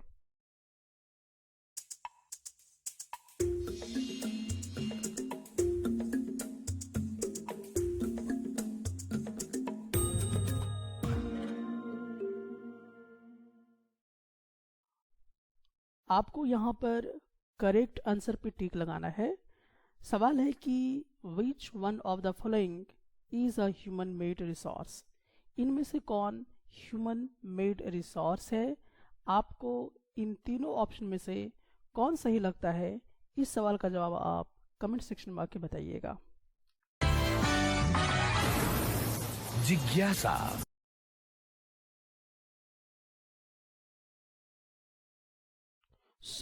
हमारे दिमाग में सबसे पहले तो यही आ रहा होगा कि आखिरकार ह्यूमन मेड रिसोर्सेस होते क्या हैं, किसको हम कहते हैं ह्यूमन मेड रिसोर्सेस।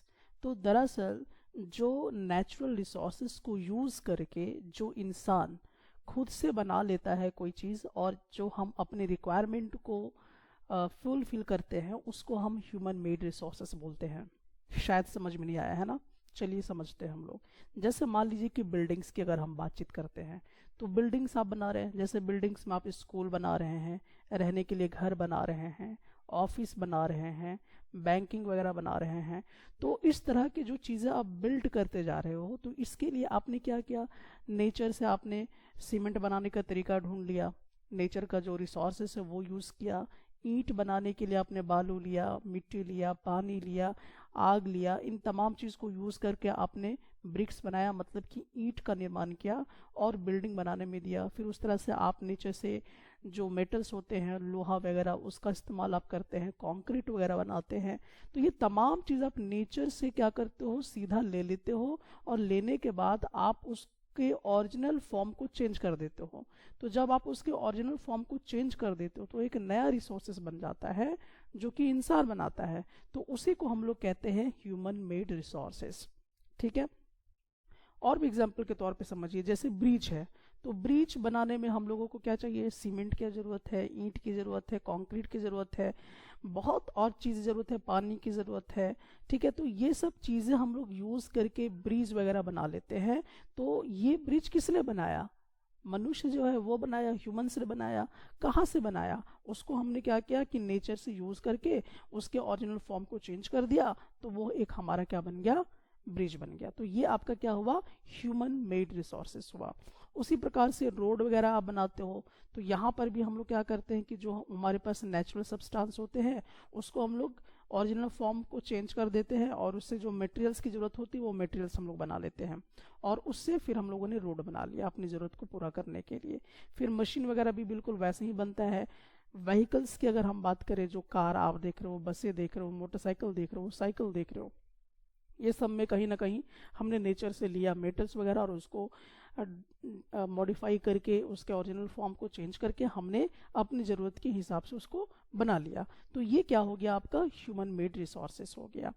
तो ये सब चीज़ें जो होती हैं जिसको इंसान नेचुरल रिसोर्सेस का इस्तेमाल करके अपनी ज़रूरतों को पूरा करता है, एक नई चीज़ निर्माण कर लेता है, तो ये कहीं ना कहीं ह्यूमन मेड रिसोर्सेस के अंदर आया करता है।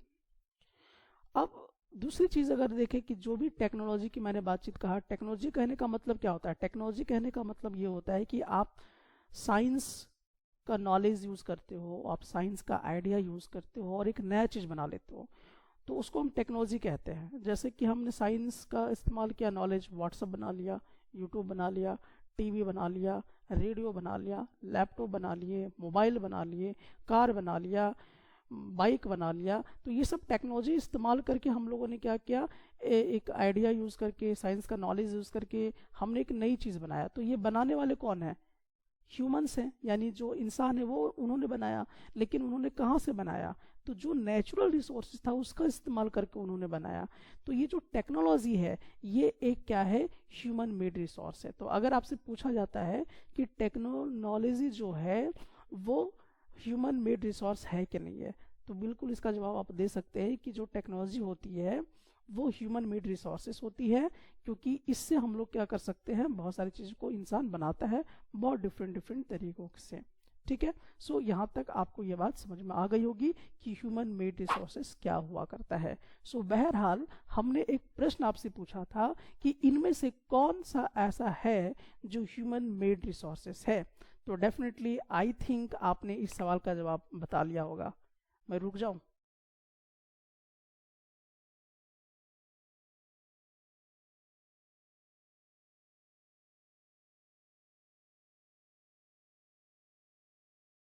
बताइए क्या है। जी हाँ, इसका सही जवाब होगा ए, यानी कि मेडिसिन्स टू ट्रीट कैंसर। यानी कि कैंसर को ठीक करने के लिए, एक बीमारी होती है कैंसर, और उसको ठीक करने के लिए दवाई जो बनाया जाता है। तो दवाई कौन बनाएगा? वो दवाई बनाएगा आपका जो डॉक्टर्स होंगे। ठीक है, तो जो मेडिसिन्स बन रहा है, जो दवाई बन रहा है, वो इंसान बना रहा है साइंस का नॉलेज यूज करके, उसमें अपना आइडियाज़ लगा के। तो ये जो है ये आपका ह्यूमन मेड रिसोर्सेस होगा। लेकिन अगर हम बात करते हैं स्प्रिंग वाटर, स्प्रिंग वाटर कहने का मतलब हुआ कि जो झरना का पानी है, तो जो नेचुरल झरना का पानी है उसमें तो इंसान बनाता नहीं है। जो ट्रॉपिकल फॉरेस्ट, जंगल वगैरह है, जो आपका जंगल होता है, वो तो इंसान बना नहीं रहा है खुद से, वो घना जंगल है। ठीक है, तो ये आपका ह्यूमन मेड रिसोर्सेस नहीं है, बल्कि इसका सही जवाब होगा ऑप्शन ए। तो आई थिंक आप इस सवाल का जवाब समझ गए होंगे। अब देखिए, हम यहाँ पे एक अगले टॉपिक के बारे में बातचीत करेंगे, जो है आपका ह्यूमन रिसोर्सेस के बारे में। अब ह्यूमन रिसोर्सेस क्या होता है, थोड़ा सा इसको हम लोग समझते हैं। तो पहले एक स्टोरी के माध्यम से इसको हम लोग समझने का प्रयास करते हैं। अब जैसे कि यहाँ पे आप देख रहे हैं कि एक डॉक्टर है, या आप इसको कह सकते हो एक साइंटिस्ट है। ये आप देख रहे हैं कि यहाँ पे बहुत सारा लेबोरेटरी आसपास में, यहाँ पे लैब में बहुत कुछ रखा हुआ है। इसके दिमाग में बल्ब जल रहा है, ये कुछ पेपर पढ़ रही है। तो पेपर जब ये साइंटिस्ट पढ़ रही थी तो इसने देखा कि crops ruined due to drought, can I find a solution. यानी पेपर में इसने पढ़ा कि जो फसल है वो बर्बाद हो गए सूखा के कारण। ठीक है, ड्राउट के कारण जो फसल थे वो बर्बाद हो गए। तो अब इसके दिमाग में प्रश्न आया, यहाँ देखिए बल्ब जल गया, तो इसके दिमाग में ये प्रश्न आया कि क्या हम इसका समाधान निकाल सकते हैं कि सूखा में जो फसल बर्बाद हुआ है, क्या उसके लिए मेरे पास कोई आइडिया है कि हम उसको प्रॉपर वे में ला सके। तो इसके बाद उसको शायद कुछ आइडियाज़ मिलता है, तो ये कहती है दैट्स इट। उसके बाद ये चली जाती है किसानों के बीच में। अब किसानों के बीच में जाती है तो वहाँ पे जाके ये बोलती है कि it's all thanks to the knowledge, education and skill we could find a solution. तो ये जाके इन लोगों को बताती है कि भाई बहुत बहुत धन्यवाद, ये नॉलेज होने के कारण, एजुकेशन होने के कारण, जो हम लोगों ने स्किल डेवलप किया है उसके होने के कारण मैंने ये जो फसल बर्बाद हुई है इसका हमने एक सॉल्यूशन निकाल रखा है। तो अब देखिए यहाँ पे आपको समझना है कि क्या यहाँ पे जो ह्यूमन रिसोर्सेस है, ये जो मतलब कि जो ये जो औरत है, जो एक साइंटिस्ट है, तो ये खुद अपने आप में क्या है, एक रिसोर्सेस है। और ऐसे रिसोर्सेस को हम क्या बोलते हैं, ह्यूमन रिसोर्सेस बोलते हैं। Human resources. अब ये रिसोर्सेस क्यों हुई? क्योंकि इसने नॉलेज का इस्तेमाल किया, यानी कि अपना नॉलेज का इस्तेमाल किया, एजुकेशन का इस्तेमाल किया, और स्किल जो इनको कराया गया था, जिस तरह का इनको ट्रेनिंग दिया गया था, उस सब चीज़ों को मिला के इसने एक सॉल्यूशन निकाला। और वो सॉल्यूशन किसके काम आ गए? ये किसान के काम आ गए। इनके फसल बर्बाद होने से बच गए और इनको बहुत राहत मिला, इनका नुकसान होने से बच गया, और साथ में बहुत लोगों तक अनाज पहुंच भी गया। तो एक इस औरत के वजह से या इस साइंटिस्ट की वजह से क्या होता है कि ये तमाम ज़रूरत की चीज़ें जो हैं वो पहुंचती हैं लोगों तक, नॉलेज यूज़ करके, एजुकेशन यूज़ करके, स्किल यूज़ करके। तो ह्यूमन अपने आप में एक क्या है? ह्यूमन रिसोर्सेस है।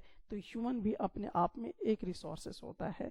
तो जैसा कि मैंने एक पीछे में भी आपको कहानी बताया था कि एक लड़की थी और वो क्या कर रही थी कि अपनी माँ से लिपट गई थी। तो माँ जो है उस लड़की को एक रिसोर्सेज के तौर पे देख रही थी। तो क्यों देख रही थी? क्योंकि उसके पास नॉलेज है, उसके पास एजुकेशन है, उसके पास स्किल है। तो उससे हम लोग क्या, उसी को क्या बोलते हैं? ह्यूमन रिसोर्सेज बोलते हैं। जैसे अभी आप स्क्रीन पे देख रहे हैं, पढ़ रहे हैं, तो आप क्या कर रहे हो? आप नॉलेज ले रहे हो, आप एजुकेशन ले रहे हो, आप स्किल हो रहे हो, ठीक है। तो ये चीज़ कहीं ना कहीं आप दूसरे समाज में जाकर क्या करोगे? उसको बेनिफिट पहुंचाओगे, उसकी आवश्यकताओं को पूरा कर दोगे। तो आप भी खुद क्या हो जाओगे? एक ह्यूमन रिसोर्सेज बन सकते हो, ठीक है। तो चलिए, यहाँ तक आपको बात ये समझ में आ गई होगी। सो हम लोगों ने यहाँ पे देखा कि people can make the best use of nature to create more resources when they have the knowledge, skill and the technology to do so. यानी कि जो ह्यूमन है या जो पीपल है वो अपने आप में एक रिसोर्स है, जिसको हम ह्यूमन रिसोर्स बोलते हैं, ठीक है। क्यों बोलते हैं इसको ह्यूमन रिसोर्स? क्योंकि वो इसके पास नॉलेज होता है, स्किल होता है, टेक्नोलॉजी होता है, और उस सब चीज़ का इस्तेमाल करके वो एक स्पेशल रिसोर्सेज को तैयार कर लेता है। जैसा मैंने आपको एक बल्ब का एग्जांपल दिया था जो थॉमस अल्वा एडिसन ने बनाया, तो वो भी एक ह्यूमन रिसोर्सेज के अंदर आ गए। आप रिलेटिविटी थ्योरी जनरेट करने वाले एल्बर्ट आइंस्टाइन, वो भी एक ह्यूमन रिसोर्सेज हो गए। उसी तरह से ग्रेविटी का सिद्धांत देने वाले, न्यूटन्स लॉ देने वाले जो न्यूटन थे, उन वो भी एक हमारे ह्यूमन रिसोर्सेस हो गए। उसी प्रकार से जो मेडिसिन्स बनाते हैं तो वो भी हमारे लिए क्या हो गए? ह्यूमन रिसोर्सेस हो गए। जो हमारे लिए खेतों के लिए फर्टिलाइजर्स बना रहे हैं, बेस्ट अनाज हो सके, तो वो भी हमारे लिए क्या हो गए? ह्यूमन रिसोर्सेस हो गए, ठीक है। तो ये तमाम चीज़ें क्या होती है? ह्यूमन रिसोर्सेस के अंदर आया करती हैं। सो इस बात का ध्यान रखिएगा कि जो पीपल है, पीपल आर ह्यूमन रिसोर्सेस। तो पीपल क्या है? अपने आप में एक रिसोर्सेस है। ऐसा नहीं समझना है कि आप रिसोर्स नहीं है, आप भी एक रिसोर्सेस के अंदर ही आते हैं, ठीक है। ये क्या करता है कि education and health help in making people a valuable resources. तो इनके पास जो एजुकेशन होती है, और ये एजुकेशन के माध्यम से, हेल्थ के माध्यम से दूसरे लोगों को एक वैल्यूएबल रिसोर्सेज देते हैं। अगर आपके पास अच्छी एजुकेशन है बायोलॉजी की, तो आप हो सकता है कि आने वाले टाइम में एड्स से लड़ने के लिए दवाइयाँ आप बना सकते हैं। तो वो दवाइयाँ कितने लोगों की ज़रूरत बन जाएगी? तो वो दवाइयाँ रिसोर्सेस बन जाएगा, और उस रिसोर्सेस का कारण कौन बनेगा? आपका एजुकेशन, यानी आप खुद बन जाओगे जब वो आपका आएगा। उसी तरह से जैसे कोरोना काल में जो था, वो कोरोना वैक्सीन आया, तो कोरोना वैक्सीन जो है वो जिस व्यक्ति ने डेवलप किया, वो अपने एजुकेशन के बलबूते पे किया ताकि लोगों का हेल्थ में सुधार आ सके। तो वो जो पर्सन है वो किसके कारण हुए? वो भी एक ह्यूमन रिसोर्सेज के कैटेगरी में आएंगे। इसी तरह से बहुत बहुत बहुत सारे एग्जाम्पल्स आप अपने दिमाग से भी बहुत सारा एग्जाम्पल सोच सकते हैं। Improving the quality of people's skills so that they are able to create more resources is known as human resources development. अब देखिए होता क्या है ह्यूमन रिसोर्सेस डेवलपमेंट हम किसे कह रहे हैं? कि जैसे कि मान लीजिए कि किसी चीज़ को और ज़्यादा उस नॉलेज से अगर एडवांटेज लोगों तक पहुंचेगी, और भी बेस्ट तरीके का या बेस्ट क्वालिटी का चीज़ अगर डेवलप किया जाता है, तो उसको ह्यूमन रिसोर्सेज डेवलपमेंट कहा जाता है। लेकिन इसके लिए क्या करना पड़ता है? लोगों को स्किल कराना पड़ता है। स्किल कराने का मतलब उसको ट्रेनिंग देनी पड़ती है। वो जब ट्रेंड होंगे अच्छे से, तो वो एक बेस्ट तरीके का जो क्वालिटी का चीज़ होगा, रिसोर्सेस होगा, उसको क्रिएट कर पाएंगे, या ज़्यादा से ज़्यादा रिसोर्सेस क्रिएट कर पाएंगे। जैसे एग्जाम्पल के तौर पे आपको मैं यहाँ पे समझाता हूँ कि जैसे कि थॉमस एल्वा एडिसन जो थे, उन्होंने एक बल्ब बनाया। लेकिन क्या वो पूरा दुनिया भर का बल्ब बना लिए? ऐसा तो नहीं है कि वो पूरा दुनिया भर का बल्ब बना लिए। तो उन्होंने क्या किया कि कुछ लोग हायर किए। हायर जब उन्होंने लोगों को किया तो उनको उन्होंने ट्रेंड किया कि इस तरह से बल्ब बनता है, ऐसे ऐसे करके बनाओ। तो उन्होंने 1000 अपने डिपार्टमेंट रख लिए और सारे लोग क्या करने लगे, बनाने लगे। तो वो स्किल्ड कर दिया गया। तो लोगों को जब आप एजुकेशन के माध्यम से स्किल्ड करते हो तो जो रिसोर्सेज का क्रिएशन होता है वो ज़्यादा से ज़्यादा रिसोर्सेज लोगों तक पहुंच पाता है। तो ये इसी को हम कहते हैं ह्यूमन रिसोर्स डेवलपमेंट, यानी कि जो भी नॉलेज है, जो एजुकेशन है, जो आइडिया है, उसको लोगों में ट्रेंड कीजिए। तो जो ट्रेंड करके जब वो जान जाते हैं कि क्या करना होता है तो उसको स्किल कहते हैं कि वो स्किल्ड हो चुका है। तो अब वो चीज़ों को वो दूर दूर तक लोगों तक, अधिक लोगों तक पहुंचा सकता है। तो आई थिंक ये बात आपको समझ में आ गई होगी। अब बात आती है क्वेश्चन आंसर की। सवाल यहाँ पर है कि why are human resources important? Human resources क्यों इंपॉर्टेंट है? आप थोड़ा सा वीडियो को पॉज कीजिए और पॉज करने के बाद आप इस सवाल का जवाब कमेंट सेक्शन में लिख के ज़रूर बताइए। चलिए फिलहाल मैं आपको बता देता हूँ कि लिखा कैसे जाता है इस सवाल का जवाब। तो people can make the best use of nature to create more resources when they have the knowledge, skill and the technology to do so. That is why human beings are are special resources. क्योंकि मैंने आपको बताया कि जो people होते हैं वो nature का जो रिसोर्सेस है उसको यूज़ करके वो और भी ज़्यादा रिसोर्सेस बना सकता है, अपने नॉलेज का इस्तेमाल करके, स्किल का इस्तेमाल करके, टेक्नोलॉजी का इस्तेमाल करके, और एक स्पेशल टाइप का वो रिसोर्सेस अपने आप में कहलाएगा। जैसे कि मैंने आपको थॉमस अल्वा एडिसन का एग्जांपल दिया, बल्ब वाला एग्जांपल दिया। कोरोना काल में आपको मैंने मेडिसिन, जो वैक्सीनेशन है उसके बारे में बताया। एड्स के लिए जो दवाइयाँ हो सकती हैं या कैंसर से लड़ने के लिए जो बेस्ट से बेस्ट ट्रीटमेंट होंगी, जो मेडिसिन होंगी, तो वो सब क्या होगा कि जब लोगों को आप स्किल करोगे, नॉलेज दोगे, आइडिया दोगे या आइडिया जनरेट करोगे तो अपने आप में एक ह्यूमन जो है वो एक रिसोर्सेस बन जाया करेगा।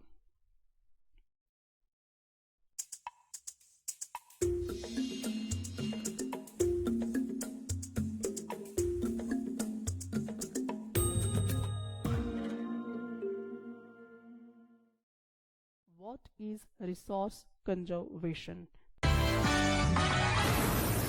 जिज्ञासा।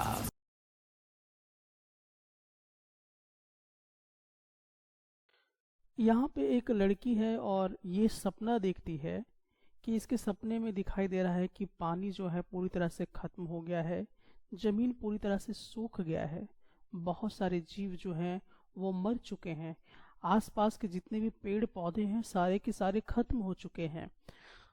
तो क्या ऐसा हो सकता है?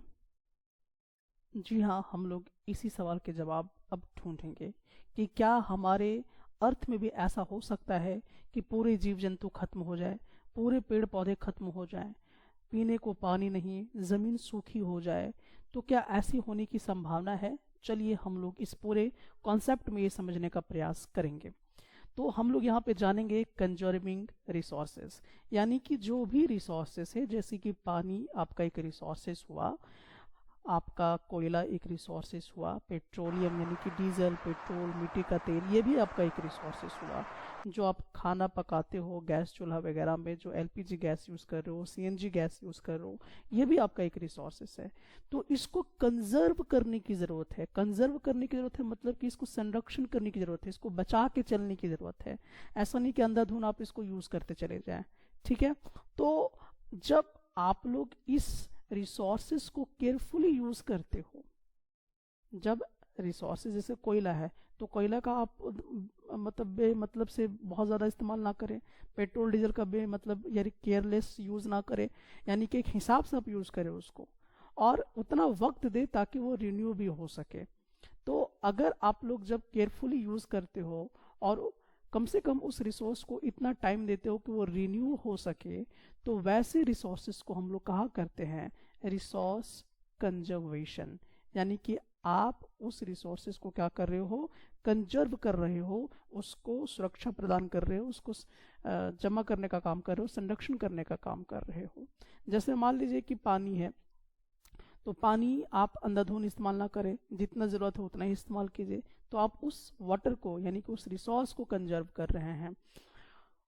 साथ ही साथ अब हम लोग यहाँ पे एक बहुत इंपॉर्टेंट टर्मोलॉजी सीखेंगे, दैट इज सस्टेनेबल डेवलपमेंट। ये क्या होता है सस्टेनेबल डेवलपमेंट? तो सस्टेनेबल डेवलपमेंट ये होता है कि जो भी रिसोर्सेस है, जितना रिसोर्सेस आपको ज़रूरत है उतना ही यूज़ कीजिए, उसका बैलेंस बना के चलिए, और फिर उसको कंजर्व कीजिए, यानी बचा के चलिए, ताकि आने वाली जो पीढ़ी है वो इसका इस्तेमाल कर सके। जैसे कि मान लीजिए कि अभी हम लोग हैं, अगर मान लीजिए कि हम लोग अपने टाइम पे बहुत ज़्यादा कोयला इस्तेमाल किए होते, हद से ज़्यादा कोयला अगर इस्तेमाल किए होते, तो आज जो आप हैं, यानी कि आप नेक्स्ट जनरेशन हमारे हैं, तो आप अगर होते तो क्या होता कि डेफिनेटली आपके टाइम पे कोयला नज़र नहीं आता। पानी अगर हम लोग सबसे ज़्यादा इस्तेमाल कर लेंगे तो आपके आने वाली जो पीढ़ी है वो इसका इस्तेमाल नहीं कर पाएंगे। ठीक है, उसी तरह से अगर एलपीजी गैस आज अगर हम लोग बहुत ज़्यादा इस्तेमाल कर लेते हैं बेमतलब के, तो आने वाले पीढ़ी इसका इस्तेमाल नहीं कर पाएंगे। उसी प्रकार से जैसे डीजल का इस्तेमाल अगर हम लोग आज ज़्यादा करते हैं तो आने वाले टाइम में उनके लिए डीजल नहीं बचेगा, पेट्रोल नहीं बचेगा। ठीक है, तो हम इस प्रकार से रिसोर्सेज को इस्तेमाल करें कि जितनी हमारी प्रेजेंट में आवश्यकता है उसकी पूर्ति हो जाए, और आने वाली पीढ़ी के लिए भी वो जो रिसोर्सेज है वो काम में आए, उनके लिए भी काम में आए। तो अगर ऐसा होता है कि आप बैलेंसिंग करते हैं कि खुद अपना जो प्रेजेंट है उसमें भी यूज़ कर ले रहे हो रिसोर्स को, और आने वाली पीढ़ी के लिए भी बचा के रख रहे हो, तो उसी को हम लोग कहते हैं सस्टेनेबल डेवलपमेंट। अब इसके कई तरीके हैं, यानी कंजर्व करने के, बचाने के कई तरीके हैं। जैसे क्या तरीका हो सकता है, जैसे कि आप थोड़ा सा कम इस्तेमाल कीजिए।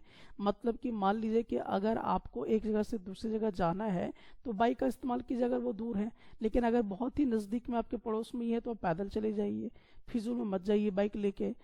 बहुत लोग तो बाथरूम करने भी बाइक लेके चले जाते हैं, बहुत लोग बाजार बहुत नज़दीक होता है तो वहाँ बाइक लेके चले जाते हैं, तो उसमें क्या होता है, डीजल पेट्रोल का नुकसान हो जाता है। तो उसको हम लोगों को रिड्यूस करने की ज़रूरत है, उसको ज़्यादा से ज़्यादा इस्तेमाल करने की ज़रूरत नहीं है। साथ ही साथ क्या है, रिसाइकलिंग एंड रीयूजिंग। आप ज़्यादातर रिसाइकलिंग करने का प्रयास कीजिए, ठीक है, रीयूज़ करने का प्रयास कीजिए।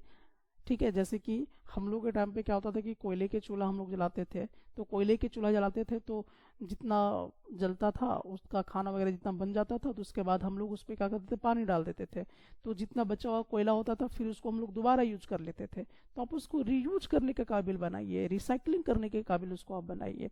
तो इस तरह से क्या होगा कि ये सस्टेनेबल डेवलपमेंट का एक काम जो है वो हमारे लिए होगा। साथ ही साथ हम ये भी कह सकते हैं कि ये जो रिसोर्सेस होता है, जो अभी आपको ज़रूरत है वो चीज़ फ्यूचर वाले को भी ज़रूरत पड़ेगा, इसलिए हम लोगों को दोनों में बैलेंस बना के चलना पड़ता है। और ये हमारी पहली ड्यूटी होनी चाहिए कि जितने भी हम रिन्यूएबल रिसोर्सेस हैं, जैसे कि मान लीजिए वाटर की अगर हम लोग बात कर रहे हैं, अगर हम लोग बात कर रहे हैं फॉरेस्ट के बारे में, जंगल झाड़ी के बारे में बातचीत कर रहे हैं, या फिर हम लोग मान लीजिए बातचीत करते हैं कोयला के विषय में, पेट्रोलियम के विषय में, तो इन सब को सस्टेनेबल डेवलपमेंट करने की ज़रूरत होती है। यानी कि आप उसको इतना इस्तेमाल करें जितनी आपकी आवश्यकता है, और साथ ही साथ आने वाला पीढ़ी भी इसको इस्तेमाल कर सके।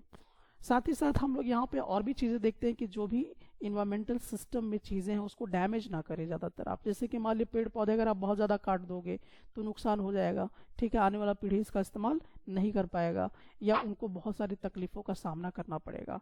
तो ये सब चीज़ें हमारे लिए बहुत इंपॉर्टेंट है जो हम लोगों ने यहाँ पे सीखा हुआ है। बहरहाल फिर से हम लोग देख लेते हैं कि सस्टेनेबल डेवलपमेंट क्या है। तो sustainable development carefully utilising resources so that besides meeting the requirements of the present also takes care of future generation. यानी कि आप जो अभी आपकी ज़रूरत है उतना आप इस्तेमाल कीजिए, और उसका मिसयूज़ ना करें, बल्कि उसको आप कंजर्व करते रहे ताकि आने वाला पीढ़ी भी उसको इस्तेमाल करता रहे। जिस प्रकार से पैसा होता है ना, पैसा आप बहुत मिनिमाइज करके खर्च करते हो और सोचते हो कि नहीं मेरा बच्चा भी अब इस पैसे का इस्तेमाल करेगा, तो उसी तरह से आपको रिसोर्सेज को भी कंजर्व करना पड़ेगा, बचा के चलना पड़ेगा। तो जब आप रिसोर्सेज को अपने हिसाब से यूज़ करोगे और आने वाली पीढ़ी के लिए भी रहने दोगे, तो उसी को हम लोग कहते हैं सस्टेनेबल डेवलपमेंट। अब सस्टेनेबल डेवलपमेंट के लिए हमारे पास कुछ प्रिंसिपल हैं जो आपको फॉलो करने हैं। पहला चीज़ तो जितने भी यहाँ पे लाइफ के रूप में है सबका रिस्पेक्ट करना सीखिए, ठीक है। दूसरी चीज़ कि जो ह्यूमन लाइफ है उसकी क्वालिटी को इम्प्रूव कीजिए, उनको ज़्यादा एजुकेट कीजिए, उनको ज़्यादा नॉलेज दीजिए, उनको ज़्यादा स्किल कीजिए, तो वो ज़्यादा समझ पाएंगे। उसी प्रकार से conserve the earth's vitality and diversity, यहाँ पे जो भी चीज़ है कि फॉरेस्ट वगैरह है, जो शेर वगैरह है, जो बाघ वगैरह हैं, उन सब को भी कंजर्व कीजिए, वो हमारे लिए बहुत इंपॉर्टेंट होते हैं। साथ ही साथ जैसे कि जब हम लोग नेचुरल रिसोर्सेज को बहुत डैमेज करते हैं, जैसे कि मान लीजिए हवा को बहुत डैमेज कर रहे हैं, कैसे कर रहे हैं, क्योंकि हम लोग बहुत सारा गाड़ी घोड़ा इस्तेमाल कर रहे हैं, तो उसको हम लोग प्रदूषित कर देते हैं। तो इन सब चीज़ों को मिनिमाइज करने का प्रयास हम लोगों को करना चाहिए। तो ये सब कुछ हमारी ड्यूटीज़ है, कुछ हमारे कर्तव्य बनते हैं जो हम लोगों को करना चाहिए ताकि सस्टेनेबल डेवलपमेंट की ओर हम लोग बढ़ सके। अब हमारे पास एक प्रश्न आता है, वो प्रश्न ये है, व्हाट इज रिसोर्स कंजर्वेशन। तो मैंने आपको बताया था कि जिस रिसोर्सेस को आप संरक्षण करते हो, बचाते हो, उसी को हम लोग कहते हैं रिसोर्स कंजर्वेशन। जैसा कि आप समझ गए होंगे, using resources carefully and giving them time to get renewed is called resource conservation.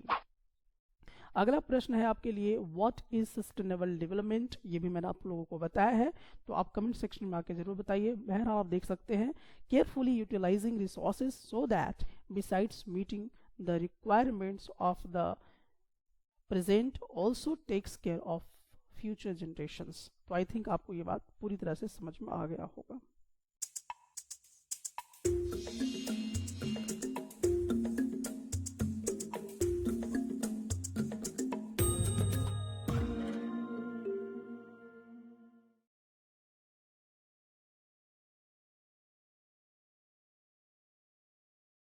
NCERT exercise का ये हमारा पहला क्वेश्चन है और इस क्वेश्चन में कहा जा रहा है कि why are resources distributed unequally over the earth. यानी कि जो हमारा पृथ्वी है, इस पूरी पृथ्वी में जिसमें America, Russia, Bharat, south Africa, ये तमाम देश आते हैं, तो वहाँ पे जो रिसोर्सेस हैं वो बराबर हिस्से में जो है वो डिस्ट्रीब्यूटेड नहीं है, बटे हुए नहीं है। ऐसा क्या कारण है? तो देखिए, एक्चुअली रिसोर्सेज सब जगह पे अलग अलग है। जैसे कहने का मतलब ये है कि मान लीजिए कि इंडिया में गेहूं बहुत ज़्यादा होता है, लेकिन रशिया में कम हो रहा है, यूक्रेन में कम हो रहा है, अमेरिका में कम हो रहा है। लेकिन हो सकता है जैसे कि मान लीजिए अफगानिस्तान में पेट्रोल बहुत ज़्यादा मात्रा में वहाँ पर रिसोर्सेस हैं, लेकिन भारत में कम है। ठीक है, तो इस तरह का अनइक्वालिटी है, यानी इक्वल तरीके से सब जगह रिसोर्सेस अवेलेबल नहीं है। तो आखिरकार इसका क्या कारण है, यही इसमें हम लोग जानने का प्रयास करेंगे। तो इसका मेन कारण ये होता है कि जो फिजिकल फैक्टर्स होते हैं उस पर डिपेंड करता है आपका डिस्ट्रीब्यूशन ऑफ नेचुरल रिसोर्सेस। किस पे डिपेंड करेगा? फिजिकल फैक्टर्स पे डिपेंड करेगा। जैसे मान लीजिए जो आपका टेरेन होता है, टेरेन कहने का मतलब जो भूमि का हिस्सा होता है, वो अलग अलग जगह पर अलग अलग तरीके से काम करता है। कहीं पे भूमि जो जमीन है वो उपजाऊ है, कहीं पे जमीन उपजाऊ नहीं है। जैसे कि मान लीजिए एग्जाम्पल के तौर पे कि यहाँ पे झारखंड है, तो झारखंड में कोयला ज़्यादा आपको मिलेगा, ये रिसोर्सेस आपको ज़्यादा मिलेगा। लेकिन हरियाणा में चले जाइए, पंजाब में चले जाइए, तो वहाँ पर आपको क्या है कि वहाँ पर कोयला आपको नहीं मिलेगा, वहाँ पे फसल ज़्यादा मिलेगा। तो ये भूमि का जो है वो अलग अलग किस्म होने के कारण भी होता है। यहाँ का फिजिकल फैक्टर के हिसाब से आप देख रहे हो, क्लाइमेट के हिसाब से अलग अलग क्लाइमेट होने के कारण भी जो आपके रिसोर्सेस हैं वो अलग अलग तरीके से अलग अलग मात्रा में आपको मिलेंगे। जैसे कि मान लीजिए कि झारखंड में आपको गेहूं या चावल कम उपज मिलेगा, लेकिन हरियाणा में चले जाते हैं, पंजाब में चले जाते हैं, तो वहाँ पर क्लाइमेट दूसरा है, तो वहाँ पर उस क्लाइमेट के हिसाब से ज़्यादा फसल होती है। उसी तरह से हाइट वाइट का भी दिक्कत होता है, एल्टीट्यूड जहाँ पे ऊंचाई घटती बढ़ती है। जैसे मान लीजिए कि कहीं पे अगर हवा का लेवल ज़्यादा है तो विंड एनर्जी यूज़ किया जा सकता है, लेकिन झारखंड में विंड एनर्जी हम लोग यूज़ नहीं कर सकते हैं। ठीक है, तो ये सब जो फिजिकल फैक्टर्स हैं, इन सब फिजिकल फैक्टर के कारण ही हम लोग क्या होता है कि जो नेचुरल रिसोर्सेस है उसका डिस्ट्रीब्यूशन प्रॉपर वे में नहीं हो पाता है। अब हमारे पास एनसीईआरटी एक्सरसाइज का क्वेश्चन नंबर 2 है, 1 का 2 है। सवाल इसमें पूछा जा रहा है कि व्हाट इज रिसोर्स कंजर्वेशन, यानी कि रिसोर्स कंजर्वेशन क्या होता है, यानी कि जो रिसोर्सेस होते हैं उसको हम रिसोर्सेस संरक्षण क्या होता है वो पूछा जा रहा है। तो देखिए, जो भी रिसोर्सेस होते हैं अगर हम उसको बैलेंस यूज़ करते हैं, यानी कि जितनी हमारी रिक्वायरमेंट है उतनी के हिसाब से अगर हम यूज़ करते हैं, उसका मिसयूज़ नहीं करते हैं, केयरलेस यूज़ नहीं करते हैं, तो उसको हम लोग रिसोर्स कंजर्वेशन कहते हैं। जैसे कि एग्जाम्पल के तौर पे अगर हम लोग देखें तो जैसे कि मान लीजिए कोयला का एग्जाम्पल आप ले लीजिए, जितनी कोयला की ज़रूरत है आपको आप उतना ही इस्तेमाल कीजिए, उसका मिसयूज़ मत कीजिए, ठीक है, और उसको उतना समय दीजिए कि वो फिर से उतना कोयला बन सके। उसी तरह से अगर आप पेड़ काटते हैं तो पेड़ को इतना ज़्यादा मत काट दीजिए कि उसको पेड़ बनने में बहुत ज़्यादा टाइम लग जाए, ठीक है। तो केयरफुली यूज करना है और उसको टाइम देना है कि प्रॉपर हम प्लांटिंग कर सके। जैसे कि मान लीजिए कि अगर आप 1000 पेड़ काट रहे हैं तो उसका जगह पे 2000 पेड़ लगा दीजिए, ताकि आने वाले टाइम में वो डबल हो जाए और हमारे लिए काम में आ जाए, ठीक है। तो इसी को हम लोग रिसोर्स कंजर्वेशन कहते हैं, यानी कि हम लोग क्या करें, जो भी रिसोर्सेस उसको कंजर्व करने का प्रयास कर रहे हैं। एनसीईआरटी एक्सरसाइज का क्वेश्चन नंबर 1 का थर्ड क्वेश्चन है। इसमें ये आपसे पूछा जा रहा है कि why are human resources important. Human resources क्यों इंपॉर्टेंट है? तो देखिए, ह्यूमन रिसोर्सेस आपके लिए इसलिए इम्पॉर्टेंट है ताकि आप अपने नॉलेज का इस्तेमाल करके, अपने स्किल का इस्तेमाल करके, टेक्नोलॉजी का इस्तेमाल करके और बेहतर से बेहतर चीज़ों को डेवलप कर सके। तो उसको हम लोग क्या बोला करेंगे, ह्यूमन रिसोर्सेस बोला करते हैं। और ये इम्पॉर्टेंट इसलिए ताकि और लोगों को इसका बेनिफिट जाएगा। जैसे कि मान लीजिए कि एक साइंटिस्ट है, अगर उसको फसल के बारे में अच्छी जानकारी है कि और कैसे पैदावार को बढ़ाया जा सकता है, मिट्टी को कैसे फर्टाइल बनाया जा सकता है और बेहतर फसल कैसे उगाए जा सकते हैं, तो उसका नॉलेज यूज़ कर लीजिए। जो स्किल्ड आदमी है, जिनको इसकी ट्रेनिंग मिली है, उनको आप लाइए, उनको यूज़ कीजिए और टेक्नोलॉजी का इस्तेमाल कीजिए आप, तो बेहतर फसल हो पाएंगी, मिट्टी भी बेहतर होगा और इसका लाभ ये होगा कि ज़्यादा से ज़्यादा मात्रा में ये रिसोर्सेस होंगी, जिसे जो आपके क्रॉप्स हैं, जो आपके फसल है, वो बहुत लोगों तक भी पहुंचेगा, तो बहुत सारे लोगों का वो रिक्वायरमेंट पूरा करेगा। तो इसीलिए जो आपका ह्यूमन रिसोर्सेस वो इम्पॉर्टेंट है, क्योंकि वो अपनी नॉलेज का इस्तेमाल करेगा, अपनी स्किल का इस्तेमाल करेगा, टेक्नोलॉजी का इस्तेमाल करेगा और बेहतर से बेहतर रिसोर्सेस को वो क्या करेगा, बनाने में मदद करेगा। What is sustainable development? Sustainable development क्या होता है कि जो भी रिसोर्सेस हैं, जितनी आपको अभी ज़रूरत है प्रेजेंट में, आप उसका इस्तेमाल कीजिए और आप ये भी ध्यान रखें कि आने वाली जो पीढ़ी है, जो फ्यूचर जनरेशन है, वो भी इसका लाभ उठा सके। इसी को हम लोग कहते हैं सस्टेनेबल डेवलपमेंट, ठीक है। जैसे पानी है, तो पानी को आप जितना ज़रूरत है अभी आप उतना ही इस्तेमाल करें। ऐसा ना है कि पानी का भंडार खत्म हो जाए, तो जो आपकी आने वाली पीढ़ी है उनको बहुत ज़्यादा इसका मशक्क़त ना करना पड़े। तो सस्टेनेबल डेवलपमेंट हम उसी को कहेंगे कि आप जो भी रिसोर्सेस है, जितनी आपको रिक्वायरमेंट है उतना ही आप इस्तेमाल करें, उसका मिसयूज़ ना करें और आने वाली पीढ़ी के लिए भी आप क्या करें, उसको रहने दें। उसी को हम लोग कहते हैं सस्टेनेबल डेवलपमेंट। अब एनसीईआरटी एक्सरसाइज का 2 क्वेश्चन है और इसमें आपको टिक लगाना है। तो पहला प्रश्न इसमें आपसे ये पूछ रहा है कि इनमें से कौन सा ऐसा है जो सब्सटेंस को रिसोर्स के तौर पे नहीं बनने देता है, यानी वो उसके लिए मायने नहीं रखता है।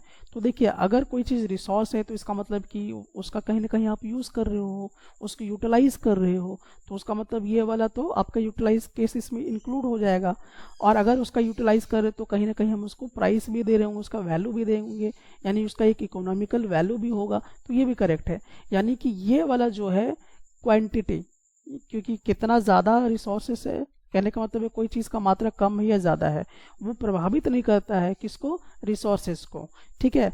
यानी कहने का मतलब हमारा ये है कि जैसे कि मान लीजिए कि डीजल है, ठीक है, तो डीजल मान लीजिए कि यहाँ पे आपके पास 0.5 लीटर है डीजल और यहाँ पे जो डीजल है वो मान लीजिए कि 250 टन है, ठीक है। तो ये नहीं है कि इसका मात्रा ज़्यादा है तो ये रिसोर्सेज के अंदर आ गया और इसका मात्रा कम है तो ये रिसोर्सेज के अंदर नहीं आएगा, ऐसा नहीं है, ठीक है। तो ज़्यादा मात्रा हो या कम मात्रा हो उससे कोई फ़र्क नहीं पड़ता है, ठीक है। वो मतलब क्वांटिटी जो है वो डिफर नहीं करता, ये बात नहीं बताता है कि वो रिसोर्सेज है या नहीं है। तो ये रिसोर्सेज के बारे में कोई भी खास इंफॉर्मेशन नहीं देता है।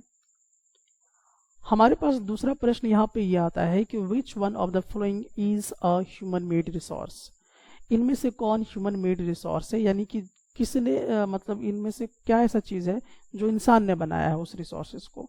तो यहाँ पे इसका सही जवाब होगा medicines to treat cancer. Cancer से लड़ने के लिए जो दवा बनाई गई है वो दवा जो है वो ह्यूमन मेड रिसोर्सेस है। स्प्रिंग वाटर कहने का मतलब जो झरने का पानी होता है, और ट्रॉपिकल फॉरेस्ट का मतलब जो जंगल है। तो जंगल तो इंसान ने नहीं बनाया, जो झरने का पानी वो इंसान ने नहीं बनाया, तो जो मेडिसिन है वो इंसान ने बनाया है कैंसर से लड़ने के लिए। तो ये आपका सही जवाब होगा। अब आपके पास तीसरा सवाल है। तीसरा सवाल में आपको क्या करना है, इस स्टेटमेंट को कंप्लीट करना है। और यहाँ पे आपका जो स्टेटमेंट है वो आप यहाँ पे देख सकते हैं कि नॉन रिन्यूएबल रिसोर्सेस आर, जो भी नॉन रिन्यूएबल रिसोर्सेस होते हैं वो लिमिटेड स्टॉक में होते हैं, यानी कि उसकी मात्रा बहुत ज़्यादा नहीं हुआ करती है। सो इस हिसाब से ये वाला स्टेटमेंट कंप्लीट कर रहा है।